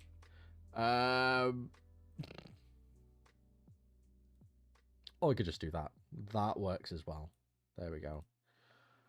Is this going to fix the problem that I've got? Yes. Yes, it does. Screw the... If we're not moving, we don't need the parallax effect. Screw it. Let's just have the orthographic camera back. There we go. So we've got a house that spawns. The tricky part now, I would change the to 10.8. You think? Let's have a look. 10.8. There we go. Let's have a gander. Oh, look at that. Will you publish a new demo on Steam? Yes, I will be eventually once I've got enough made. I've been focusing this last month basically on just improving my game dev skills with things like this. That fits the 16:9 screen best. Oh, Dynam, you absolute chef's kiss of a person. Yeah, so I'm literally just improving my game dev skills, learning new bits and bobs, making a bunch of different demos, and I think that's going to carry on until January. But I have been doing a bit of work on some of the streams on level design. So hopefully, we'll be able to just apply some of that knowledge into Amber's Tale and make the work process of that a whole lot better. I need to make another devlog, actually. I need to make a devlog showcasing some of the design decisions that we're making for the demo. And go from there. I might just make it for the time being that there are set buildings. I'm not going to bother because we're just going for something small scale here. So let's just make it such that in this build position, we're going to be spawning a different house and go from there. Because again, I'm overcomplicating things. Let's just have a set house that is built in different places. Later on down the line, if I decide to do another stream where we maybe bejazzle this game up a little bit, we can change it up so we can choose which one. Because you can have a little button that pops up when you click it. Well, which building do you want to pick and go down that road? But for now, let's just get the core functionality working.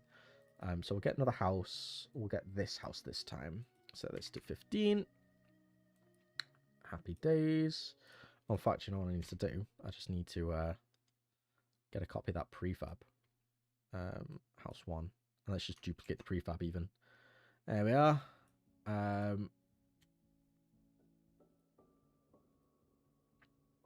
House 1. We'll change the sprite. So we'll change that to be this house.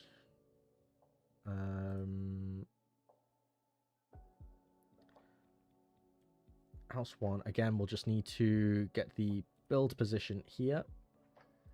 So we'll copy position. And we will paste position. And then we'll just move the house accordingly so it fits nicely on there. There we go. That looks good.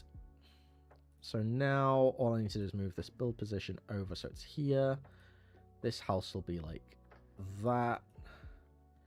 Might need to go over a little bit more. But actually, because I know that this house is the only one that's going to be built there, I can set this to be 16. So it'll overlay the other house.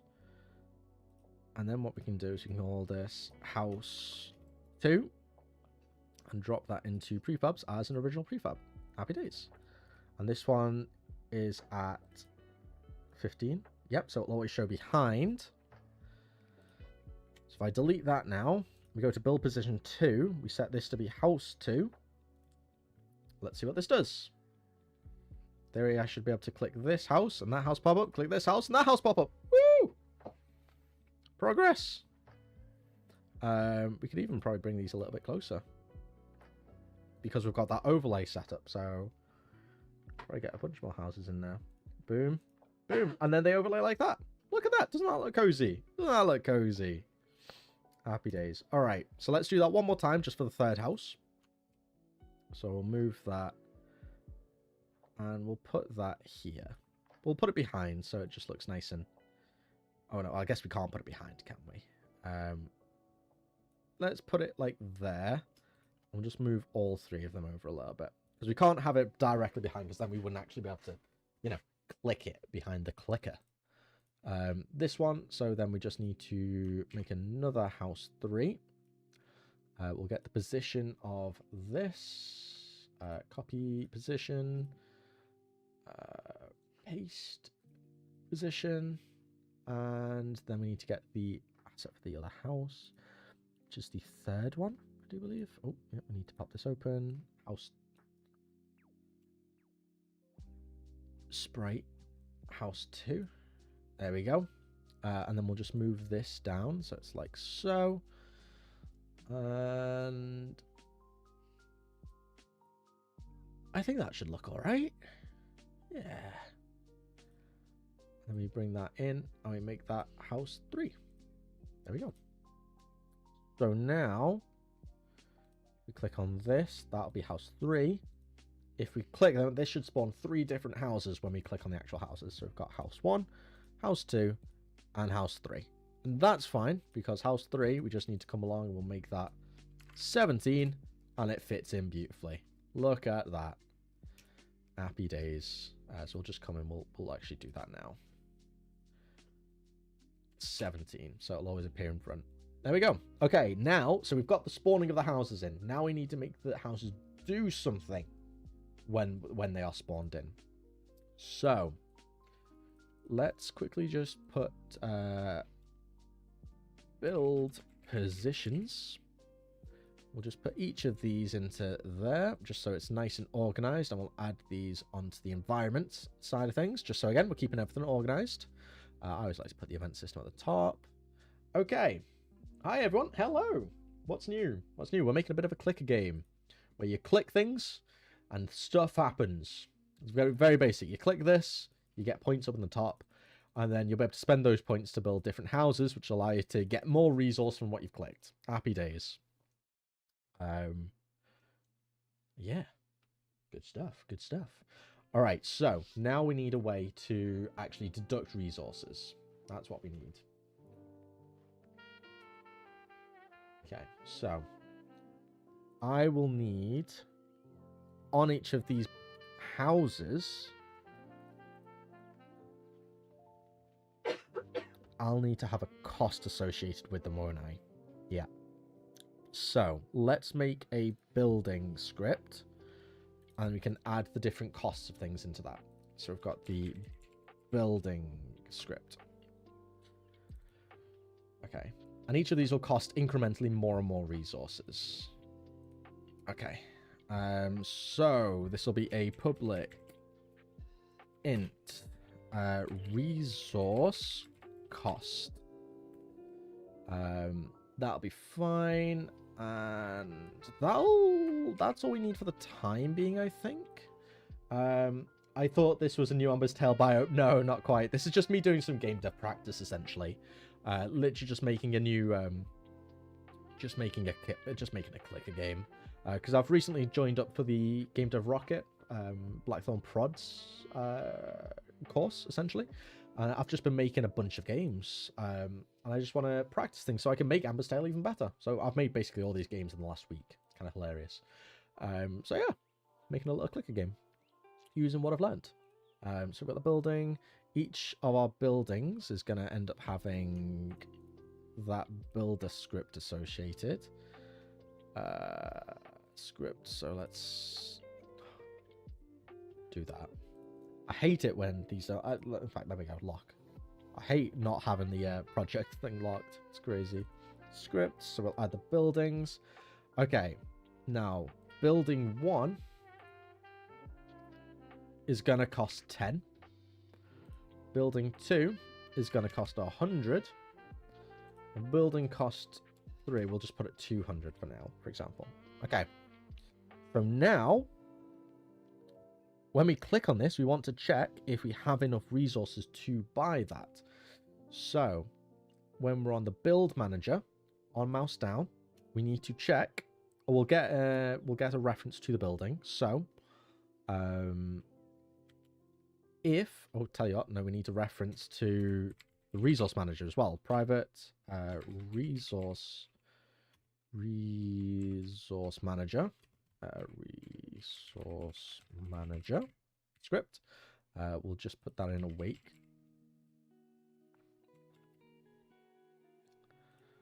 Let's go resource manager equals find object of type resource manager. There we go. So if underscore resource manager dot resources is greater or equal to the building.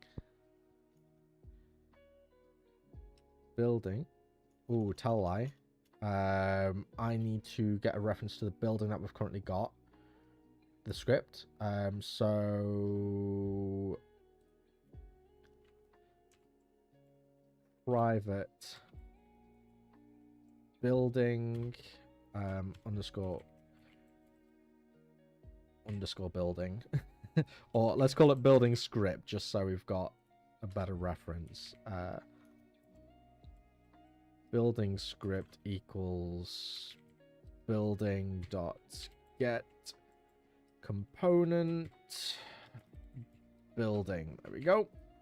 So we'll be able to get what this is basically doing is when we're on this, depending on what building we've selected, it'll get the associated script so that we can check the cost of things. So then we want to do underscore building script dot building cost. All right. Public again. Oh, resource cost I called it. Resource cost. So if the resources we have are greater than or equal to the cost of the building, then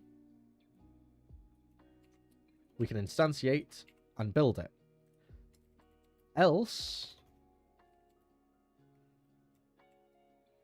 you know what I'd quite like to do? I'd quite like to get a little screen shake or something. Get it to shake if you're not able to do it. But for now, we'll just do a debug. .log. Not enough resources. Sadness. Okay. So let's check if we're able to do that. Okay. So if we play, I shouldn't need to do anything else. So if we go into the console, if I click this, I don't have enough resources because this costs 10. So I click and I get 10 resources. We can build it. I can't because I don't have enough resources. So if we get to 100, this is going to take a second. I should have just done this as a lower amount. Time to really go full clicker game. Okay, now I have enough. I should be able to build this. Yeah, there we go. Basic clicker game. Happy days. All right, so that all works. All right, now I basically need the buildings to do something. So the building itself. So let's get a reference private to the resource manager again. Resource manager. Same stuff again.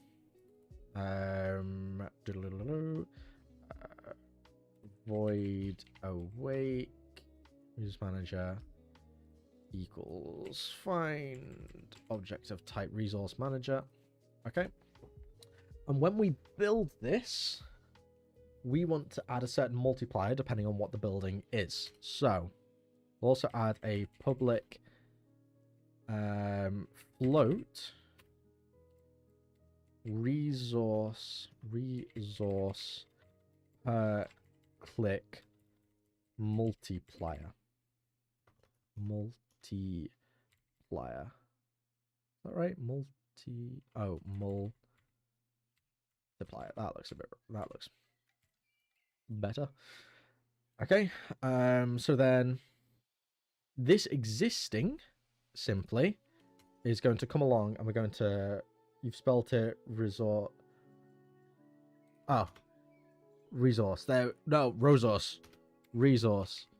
Honestly, like the number of times I've spelled it, like everything just resource this, resource that. Oh. Okay, so we're going to come into the resource manager, and we need to refactor this ever so slightly. Just so instead of plus plus, we're doing resources plus 1 times by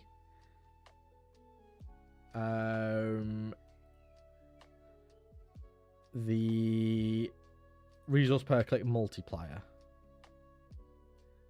Okay, which we're going to put in here as a private one. Underscore private.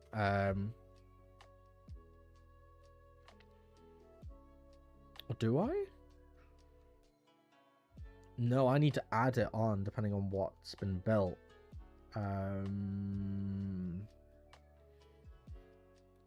Honestly, I have so many variables that I've misspelled regularly. That to change it now will be literally, honestly.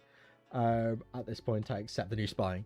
Literally. I mean, there is a way that you can do it. Like, you can literally just highlight it, press Control F, and you can just rename everything at the same time across the entire thing. So I can literally change the word resource to literally display as anything else across the entire project by clicking this button. That's a nifty little way you can change all of those really quickly if you've misspelled something. Just Control F, drop down, and then whatever you want to replace it with. It's pretty useful.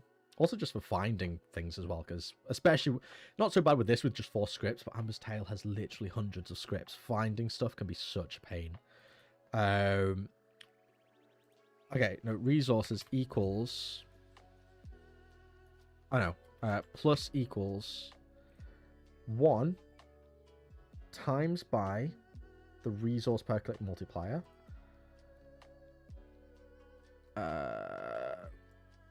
This is probably going to change over time though, so we'll do float. We'll keep it as a public. Why is that not working? Oh, I guess because that's let's make this a float as well. I mean, no, we're going to keep it at round numbers, so we'll do that as an int. Have that as an int, which means we then have to have that as an int. There we go. So that'll increase depending on what that is. But I also want to update the resource multiplier. So public update let me just copy this.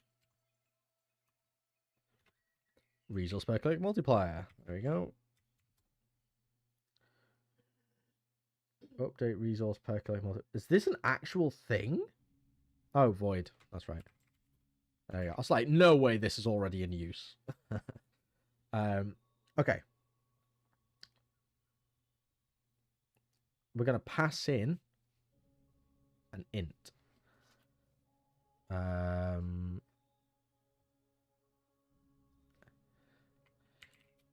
Int multiplier. There we go. And now we're basically going to come along and say that the resource plus equals multiplier. Yeah, so whenever this gets called, we're going to add the additional multiplier to the resource per click multiplier, which will automatically be updated to this. Okay, so then whenever we build a building, so on awake, because it's on there, we can just do, or we'll do it in start actually. I don't like having that stuff in awake. Void start underscore resource manager dot up the resource per click. We need to pass in an int, which will be resource per click multiplier. There we go. That should be it. That should, in theory, work. So now if I come in at house 1, we're going to make that a 2x multiplier. We make this a 3x multiplier. I'll make this a 4x multiplier, which means we can probably make that 1,000 actually. Okay. So, in theory, I'm going to pull this up just so we can see what the resource multiplier is as well. Every time I click this, it should give me what? Oh, I need to make that 1 by default, don't I?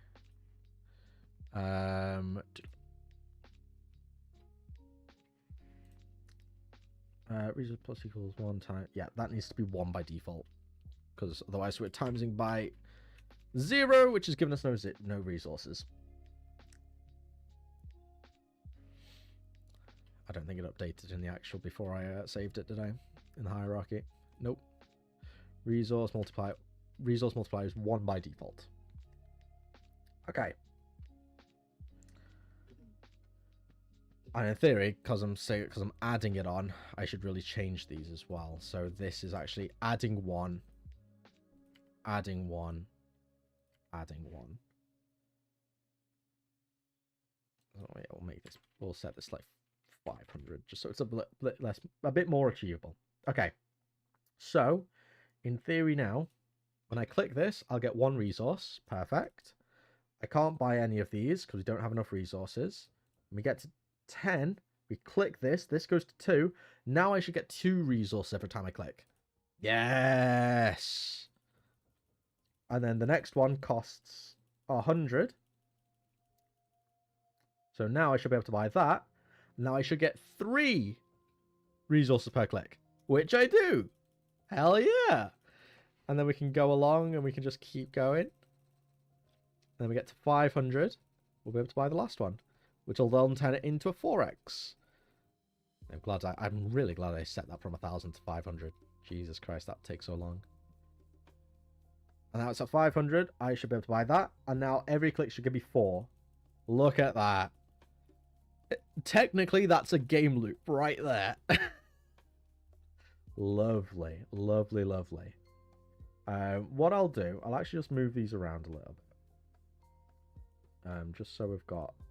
I'll add more houses in later. Well, that works. That works. Happy days.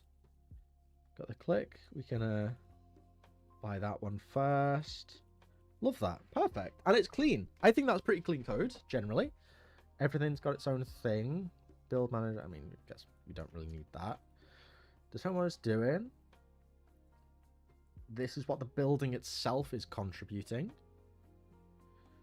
Yeah. I think that's pretty nice. That works. Very simple game. Very, very simple. But it's working. Alright.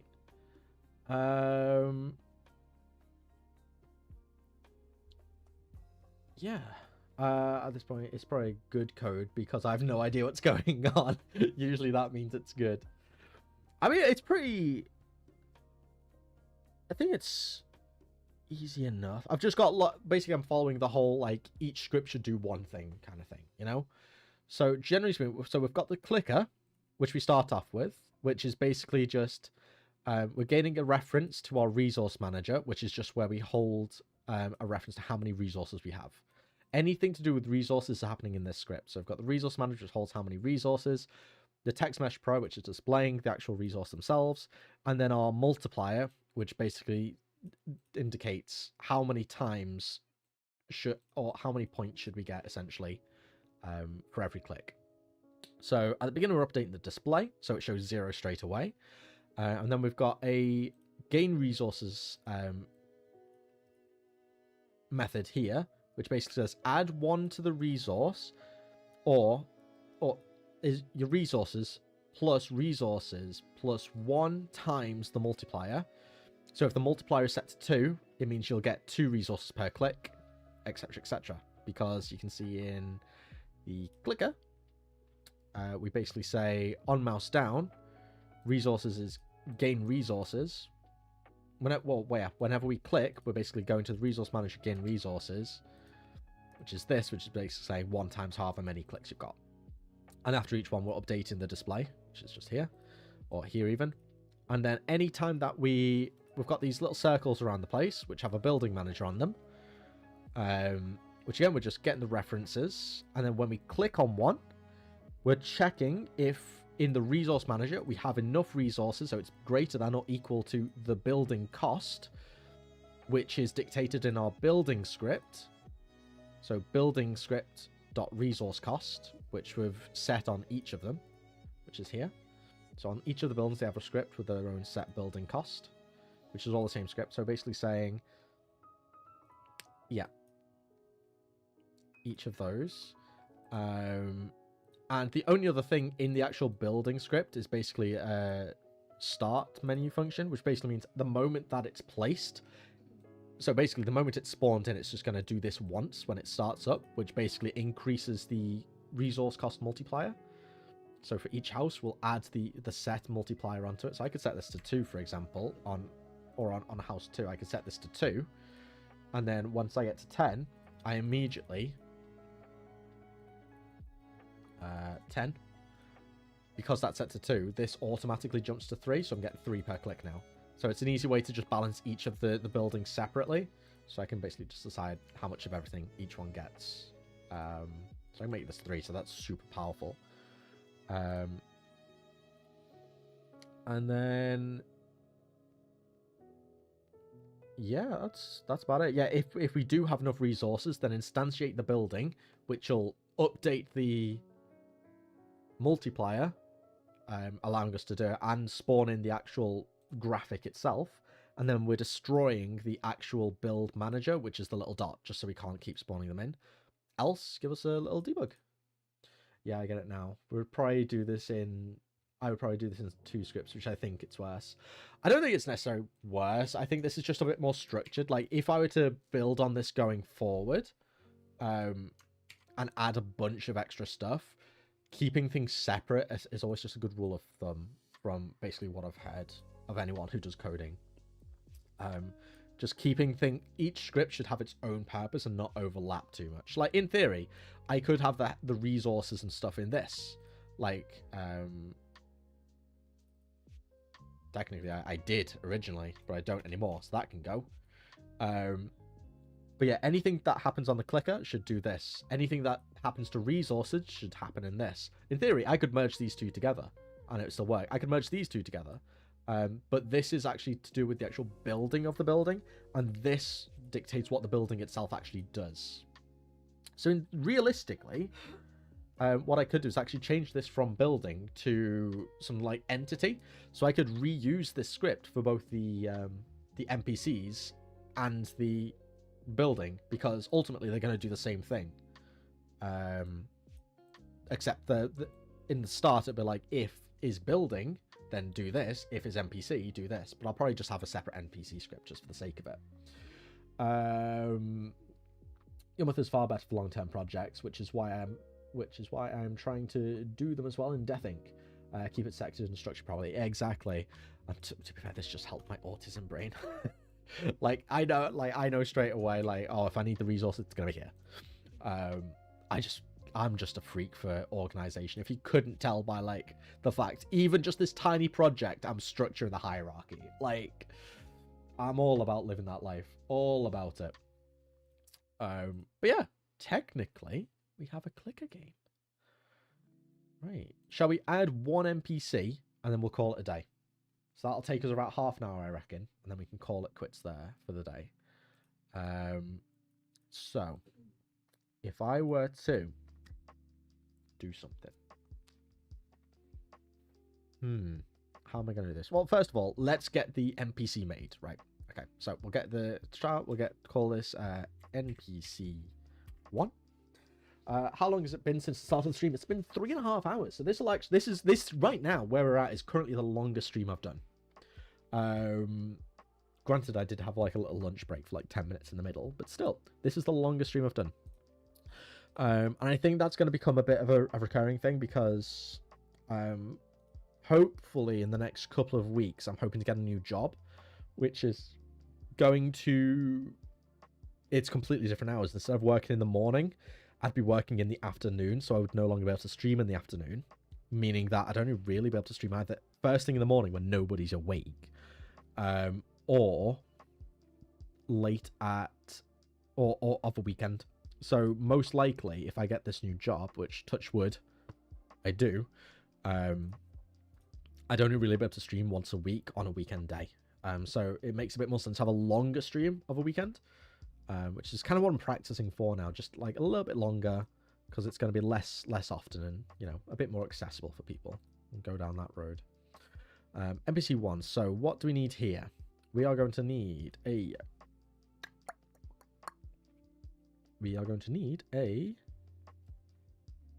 sprite render. Sprite renderer. We're going to need an animator. And that'll do for the time being. Art. I need to get the... Okay, I need to get one of the art assets. So it'll be under assets, sprite sheets. We'll just do the idle and walk. Or we'll just have idle for now. Do we want... Okay, what do you want, Dynam? Do you want a bearded idol, a hat man idol, an old man idol, or a woman idol? Which is it going to be? Fingers crossed for that. Thank you. And less streams means it'll be easier for me to keep the streak going. Very, very true. Very, very true. Things I really enjoy doing the streaming. Bearded idol sound. Let's get that into our art thing. There we go. Yeah, it probably makes it a bit easier generally for me to keep up with it as well. Just making it a bit more sustainable. While still getting the like content for shorts and that kind of stuff. So yeah, we'll just have to wait and see. 64 by 64? Yeah, it's not that. It's 32, isn't it? 32 by 30. It's not even 30. Is it 48 by 48? 48 by 50? 48 by... No.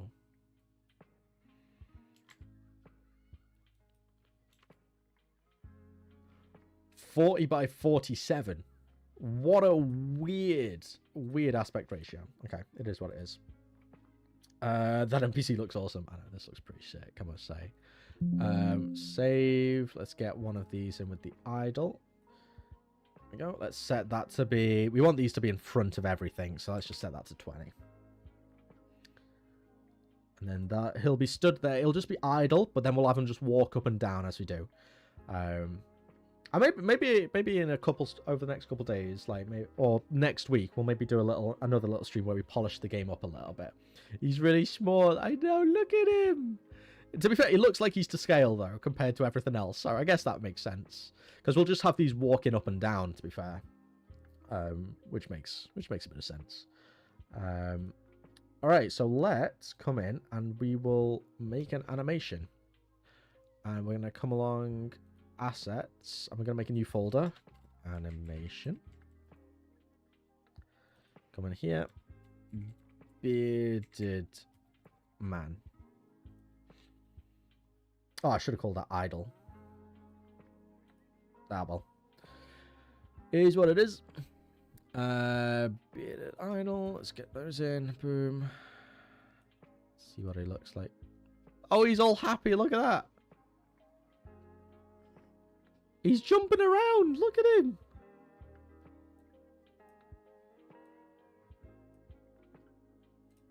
Maybe it makes sense to just have one of these so he only does that jump every now and again. Like that.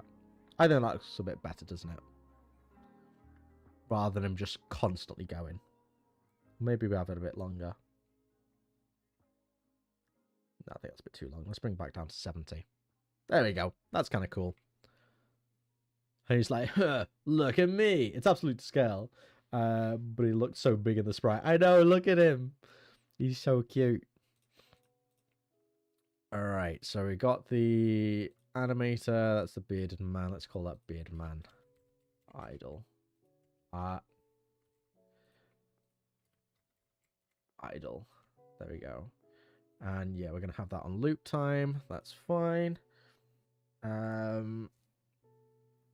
Alright, so that technically is it for the animation side of things. We'll put them in here. So, what I need to do now is assign where it is they're going to be made. So, for the time being, what I want to do is basically have the buildings allow you to, once you've upgraded the buildings for a certain cost, allow you to spawn in an NPC or a couple. So how am I going to do that? Got an idea in my head. Just going to go into the prefabs. We'll have him just live in house 1. Right? He can live in house 1, like so. Whoa. Pardon me. So within this, we're actually going to come along and we're going to drag on one of these, which is a build position. So we're actually going to make this into a prefab, the build position. Really should do all of them, but for now it's fine. House 1 is going to have a build position there of funny. Fine. Like that. Okay, let's make it 2. So we can spawn in 2 of these NPCs if we want. And we'll just flip the X on that so that they'll be facing in different ways. Because it bases the orientation of them based on this. We're actually just going to make these a little bit lighter.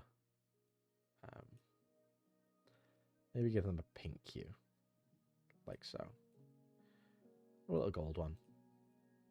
That looks cute. Let's make them a bit smaller though. Ever so slightly. 0.8. There we go. Just because they're a bit smaller anyway. In fact, no, I don't like the yellow. Let's keep them as white. There we go. So the build positions spawn things when you click on them.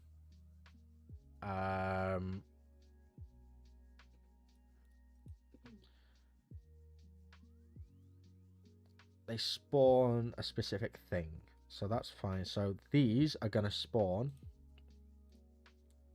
an NPC, which I'm gonna turn into a prefab as well.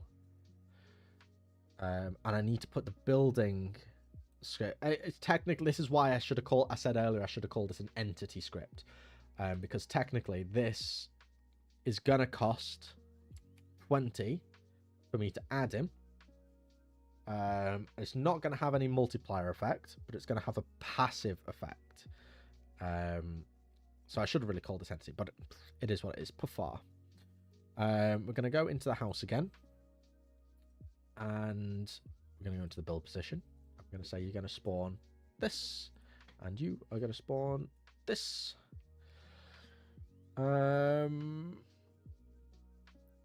And that works. So whenever you click on this, it'll check if you've got the resources, and you'll go. These have got a 20. To be fair, he is like a building. So fit, lol. Literally, exactly. But this is what I mean. This script does a very specific thing. It basically houses the cost and what something does. And the house and both the NPC and the house fit that description. But it is what it is. So I can technically delete. Oh, I shouldn't have deleted that. What I need to do is set the... Oh, I should have... Bollocks. Tell you what I'm going to do. I'm going to... No. Create empty. NPC1. I'm actually going to make that a child of this. Again, just so we can... move the actual bits and bobs. So I need to see where this spawns. There's probably a much better way of doing this. Much better way. There we go. So I need to come along. The house is there. The NPC's there. I need to, from the house, get the build position, copy its position, and come along to the NPC and paste the position, and then the build position, copy position, NPC, copy position. You're not meant to be there.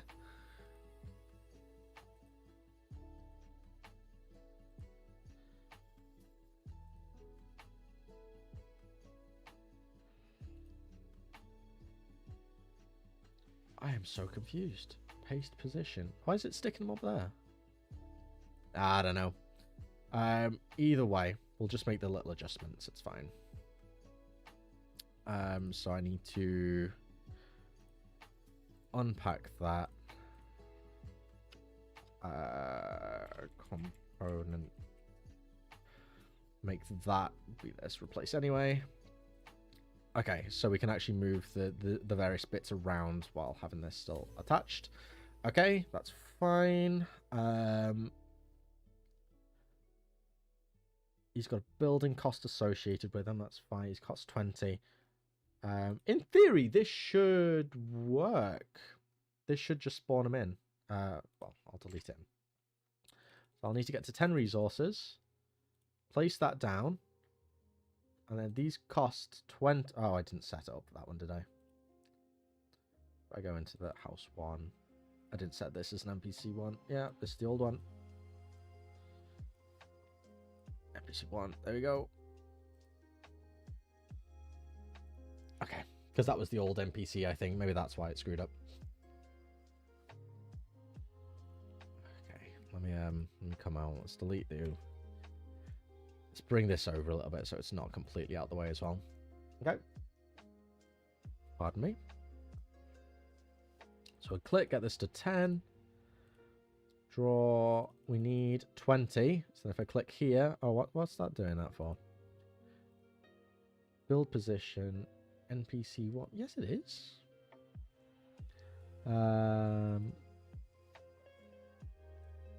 If resource script is greater than building script.resource. But it's right there. Oh, is it because it's...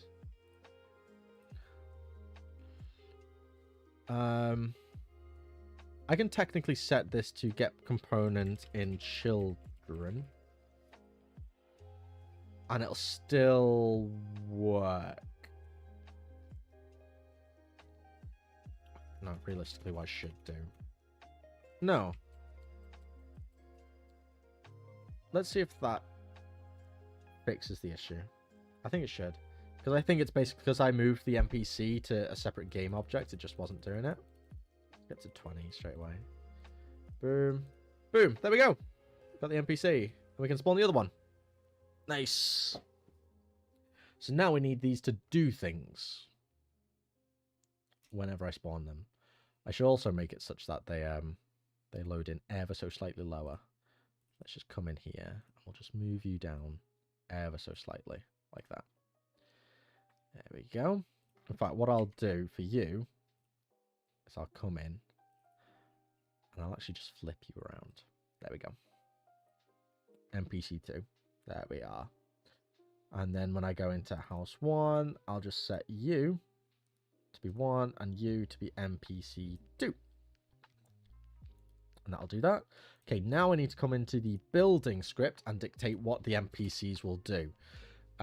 So I'll make a public bool is NPC.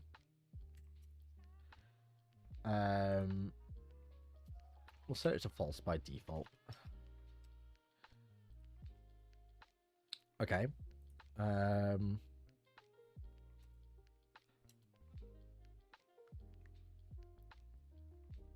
If is NPC true. So if is an NPC, then I want you to do this because you're basically a building if you're not an NPC. Why is that spawned like that? That is so weird. If you're not an NPC, basically update this because you're a building. If you are an NPC, then I want you to do something different. I want you to add resources every second. So, we're going to gain resources, +1, update the display. So we need a separate one for gain resources per second. Public void gain resources per second. And we'll do For now, just because we don't have additional power-ups, we'll just do plus plus. No. Plus equals 1 times time dot delta time.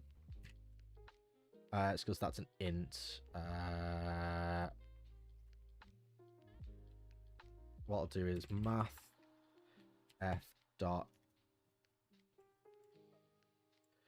because I do still want this to show as whole numbers. Math f dot absolute should do that, right? Returns an absolute value of f. Yeah, absolute time dot delta time. So this will basically give an int version of the float to int. Absolute, yeah, it should. Cannot implicit term float to int. Can I just cast this as an int? Can I just do that?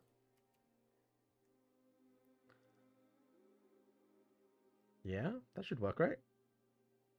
I don't even know if I need the absolute version. I guess we'll do a little bit we'll do a little bit of testing, see if that works. But I think this will definitely work. I don't know if I even need the math app. We'll test it afterwards.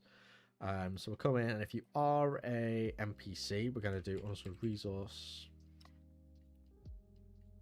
manager. In fact, no. That'll basically be in there. In update, we'll need this. If is NPC, so is NPC underscore resource manager dot gain. Did I set that as a private? Public gain resource per second. No.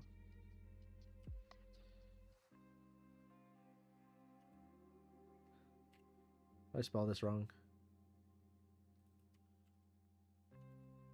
Yeah, I must have. Gain resource per second. And that should be okay for now. Right? Let's give that a go. So in theory now, when I build a building, it'll upgrade the multiplier of the click. So gain that.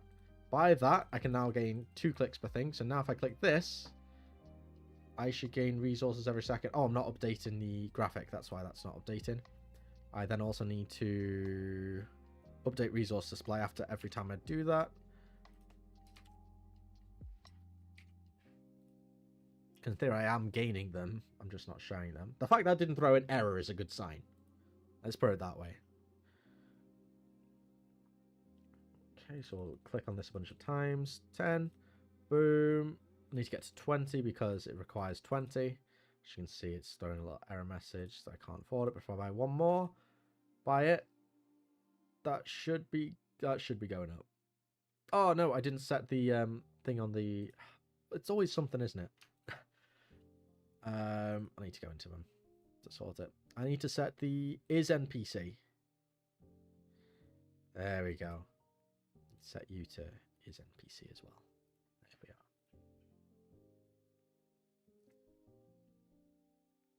So it'll just gain 1 resource per. I can later on go into the script and actually update it so I can choose how many resources. I click that. That's still not working. Okay. Public equals 1. Tell you what, let's just do that. Cast that as times by plus equals every second. And that is being called in update, so it should is NPC. Yeah. Maybe it was the math F screwing that up. I'm hoping it was the math F screwing that up.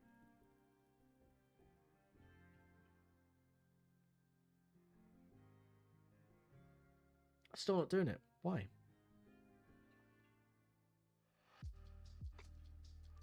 Got the two different NPCs there, but they're not adding. Why? Resources 20. Why are they not adding? Resources gain resources per second. And that's been called constantly. Resource manager. Gain resources per second. Resources plus equals 1 times time dot delta time.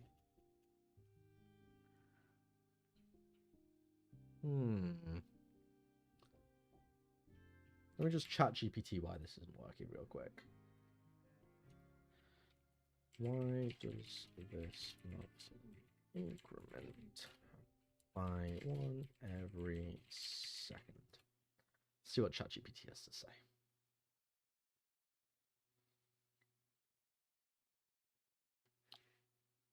Really? I actually just spelled resources wrong? Oh no, everything's spelled right. What does it count? Make sure the variable name matches.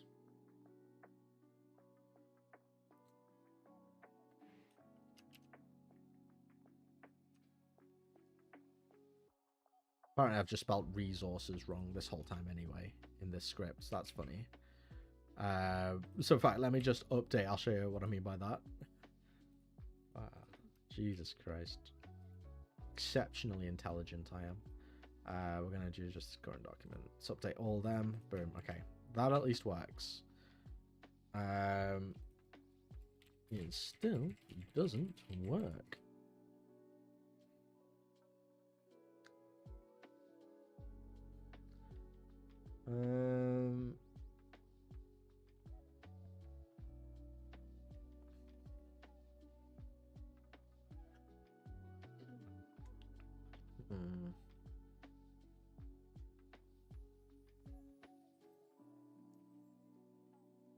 I mean, the other way I could do this is literally just be like, okay, let's do that. In resources per second, I can come into the building and just make a numerator. But no, that won't work either because that's just gonna spam it. Never mind. Yeah, ignore me.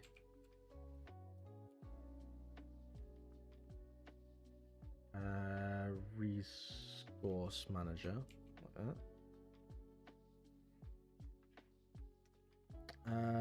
Does the world ever change from false to true? No, this is something that I'm dictating itself because the building script itself is put on both the buildings themselves and the NPCs that are inside the buildings here. So I'm basically just, I've got this to basically do a check. So I only run certain code if it's an NPC rather than a building. No, Wildcard, how are you doing? I think I'm just going to need to do a little bit of a timer situation. So if I do a little timer or something, plus equals delta time. So I'll do a float timer. If timer is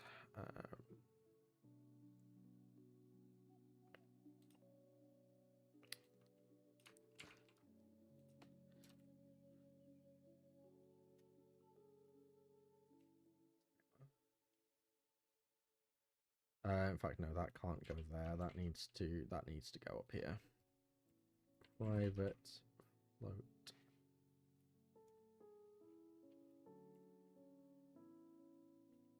Timer. Timer plus equals gain resources per second. I'm in building, right? Yeah.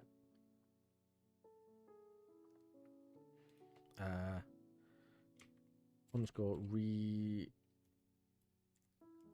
resource manager dot give me a second, reset the timer, and we'll just encapsulate all of this within this.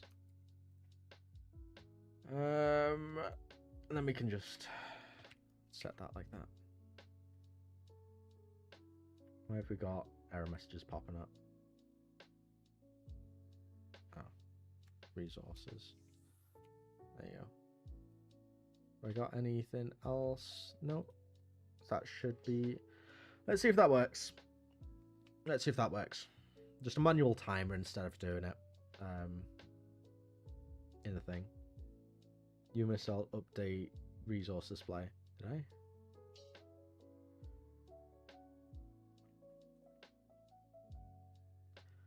Update. Oh god, I did. That's just dyslexia right there. Resource is a really hard word to spell. Resource display. Okay, and then we can just see the beautiful part of doing the scripts the way I have this way. I know I'm only ever calling this within the script, so I don't need to worry about it anywhere else. Chef's kiss.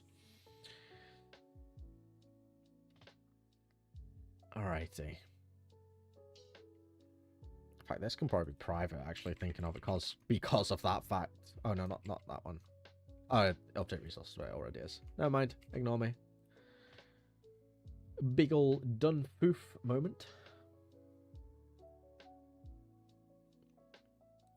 Let's have a look. As soon as, like, Unity decides it wants to load again, that would be nice.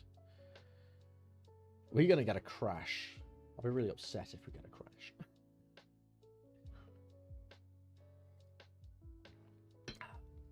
While we wait, I shall eat my prosh.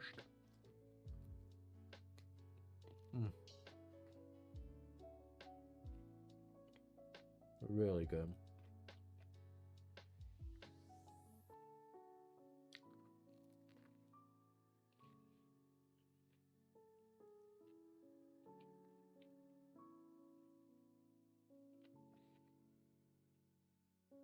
This is not giving me hope. I'm not gonna lie. This is not giving me hope.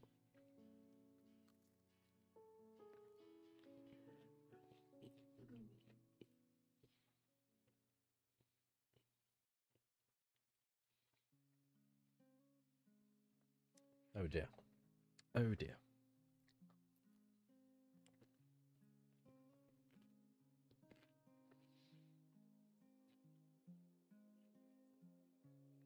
Do you have an SSD?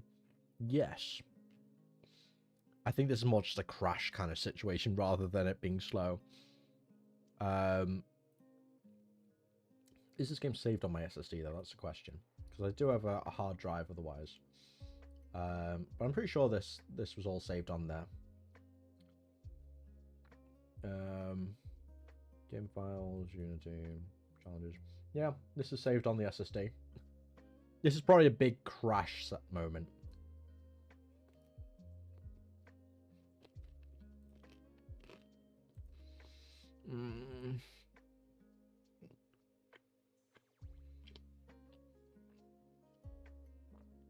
When was the last time I saved? Unity saves automatically, right? Right?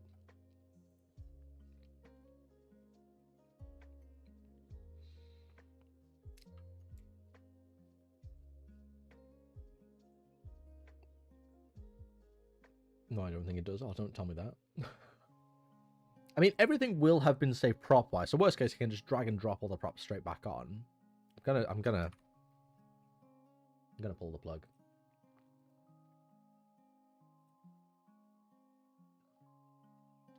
I went to go pull the plug and it was like, no, we can't do that. Click again. Let's see if that's all ever gone.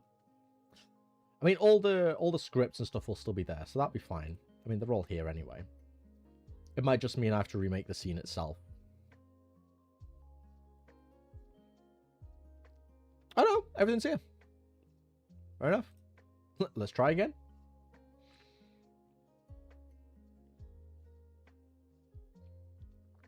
Why is there a random fourth one there, actually? Oh yeah, that's fine. Prefab. Yeah, they're all here. For the most part. Like, it's a little bit different. Because I pulled this over last time, but I think everything, for the most part, is fine. This builds a house. The house themselves build NPC2 and NPC1. All the scripts have been saved. I need to go into NPC1, make sure they're ticked. Yeah, everything should be fine. Let's give it a go. Fingers crossed. So we click a bunch, we get to 10, we can buy the house. Things are looking good. Buy this. And it's counting up. Every second. If I get another one in, Counts up twice per second. We have a gameplay loop. They're all having a chat to each other. Look at that. Look at that. And now I could basically make it later on down the line. So they'll have a bit of a timer built into them. And every now and again, they'll walk over here and they'll do an Uber click or something like that. So you'll gain extra, like, they'll basically walk over and they'll give you a click, as well as doing the passive thing. Which could be pretty cool. Oh no! There we go. We can come along as they're clicking up, and this one costs 100, so we've got this other house. We can add a different NPC here. We can keep going. We can add 3 NPCs onto this one. And the one after that, at 500, if I do a bunch of clicks really, really quickly.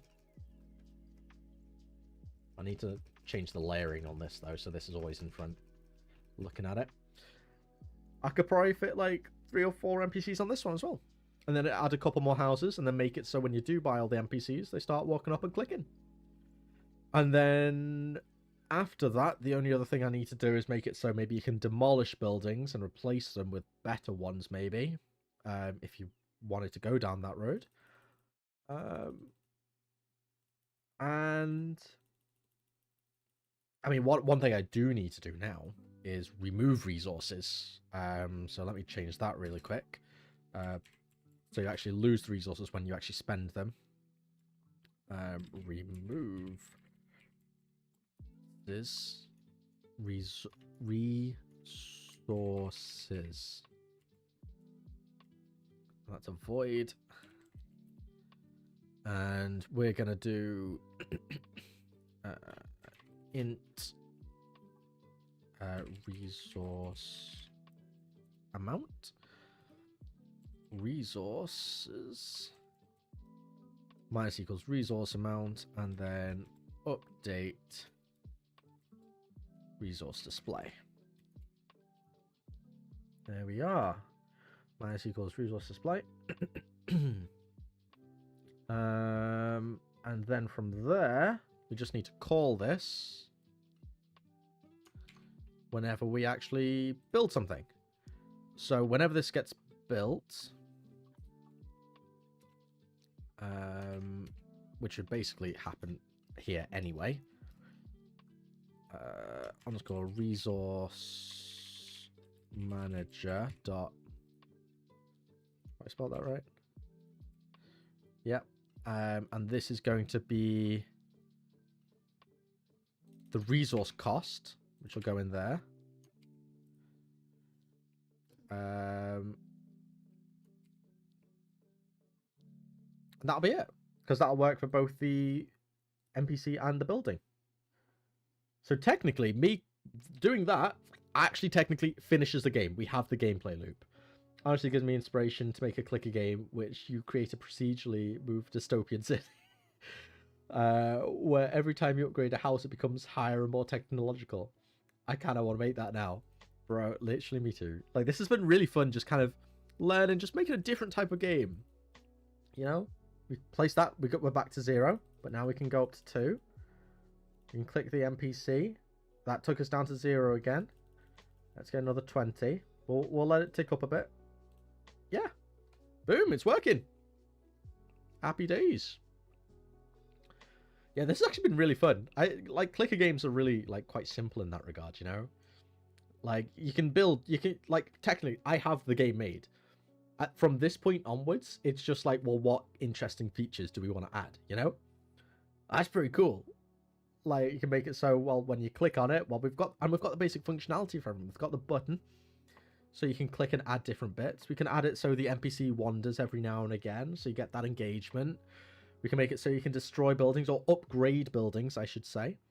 The main thing I'd want to do is make it so when you click this, you can choose which building you want to place there. You could add skill trees, so that you could have a certain building which is a skill tree. So you click into it, a UI pops up, and you've got a skill tree, but you have to unlock the building first to unlock that.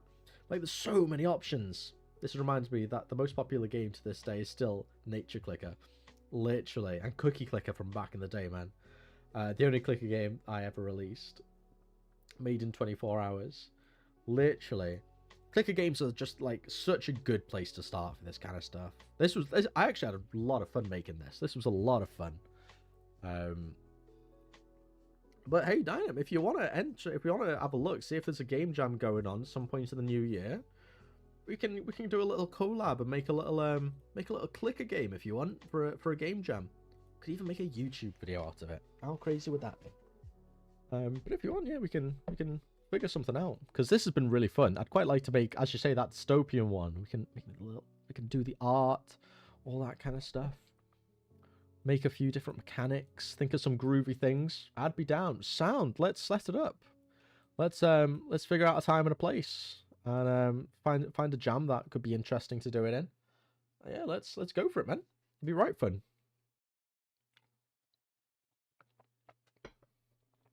Oh my god. You could literally make Death Inc. Right? Consider this right. Death Inc. But, so using all the different art assets that you've begot, right? You know the way I mentioned we should make your cabinets interactive? It's a clicker, but you're actually doing the work that is done in Death Inc. So essentially you're clicking, like it's the boring game where you literally click, you're a monkey at a typewriter or something. You're clicking. You file a cabinet, so that appears on the shelf, which gives you a click boost. So when you click, you get more paperwork done. Instead of resources, it's paperwork. It could be canon. And then you get like a briefcase. Maybe you get a manager who comes over to you. He's approving of the work you're doing, which gives you a click bonus or some passive clicks. We could make a canon Death Inc. game, which is the actual work that the workers do in Death Inc. That way it's still on brand if you actually wanted to make a YouTube video out of it. That'll be so much fun, man. Literally, again, turning those boring concept into something funny. Which is basically what a clicker game is. You're literally taking the concept of clicking your mouse and making it engaging. That could be so funny. The DGU, Death in Game Universe. Literally. Or the Digu.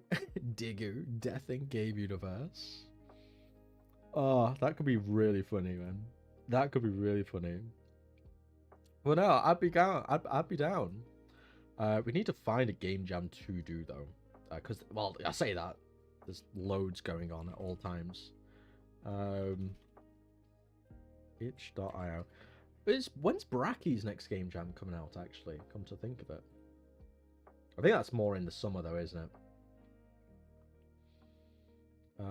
Well, there is the New Year, New Skills game jam. Beginner-friendly game jam. That seems like it's right up our alley. After the fact it took me about 10 minutes. Oh, no, it was a good half an hour in order to get alert function working. Jesus. One in February and one in the summer. Oh, shit. I've never actually done one of the Brackies ones. I'm doing the global game jam in January with a couple of friends. So to be fair, we could always do the February one if you wanted to wait a while, because I don't know what your kind of your timescales and such are like. But we could do like yeah, we could do one the February for Brackies, and we could, no matter what the theme, we lean into Death and Clicker. We just hard force the theme. But no, yeah, I'll send you a message at some point after the stream, and we'll figure something out, man. It'll be good fun. It'll be good fun. I'm not doing the whole all-nighter kind of deal though. Man needs sleep. I am functioning terribly. But no, I'll send you a message and we'll figure something out. That'll be good fun. But I think this is probably a good space, a good time to leave the live stream. We technically not only did some work, we have a game. We have a core game loop that we can easily expand upon. Like, I could easily expand upon this right now. You ready? I'm gonna add this right here. Bada bing, bada boom. Right there. Get NPC 1. They already cost 2. I've added another NPC. I can just change. I can get a bunch of different NPCs that have different effects going. But I can literally get that working now. That should, I'm pretty sure that will just work. So if I get this up to 100, well, it'll be 120 I need, isn't it? Right, so if I click there, boom, we've got another NPC. Granted, the positioning's working, but it works. The game works. Later on, we could always make it as well, such that the depending on what NPCs will have stat bonuses, depending on if they're in the right house, all that kind of stuff. Like a clicker game is just, you can expand it so much. There's so much you can do. But I think I want to continue this. I want to continue making this. I'll make some kind of basic mechanics. And then, yeah, happy days. Layer 515. Did I really put them in layer 1520? Yes, it is the biggest number. That is correct. But yeah, no, this was fun. And yeah, I guess I'll leave it here for now. Don't know when the next stream will be. Worst case, it'll probably be at some point next weekend, or I'll figure something out. But no, this has been fun. Thank you all for showing up. Dynam, keeping the streak going yet again. And yeah, I shall catch you all very, very soon. Have a good evening and a happy new year. A very happy new year.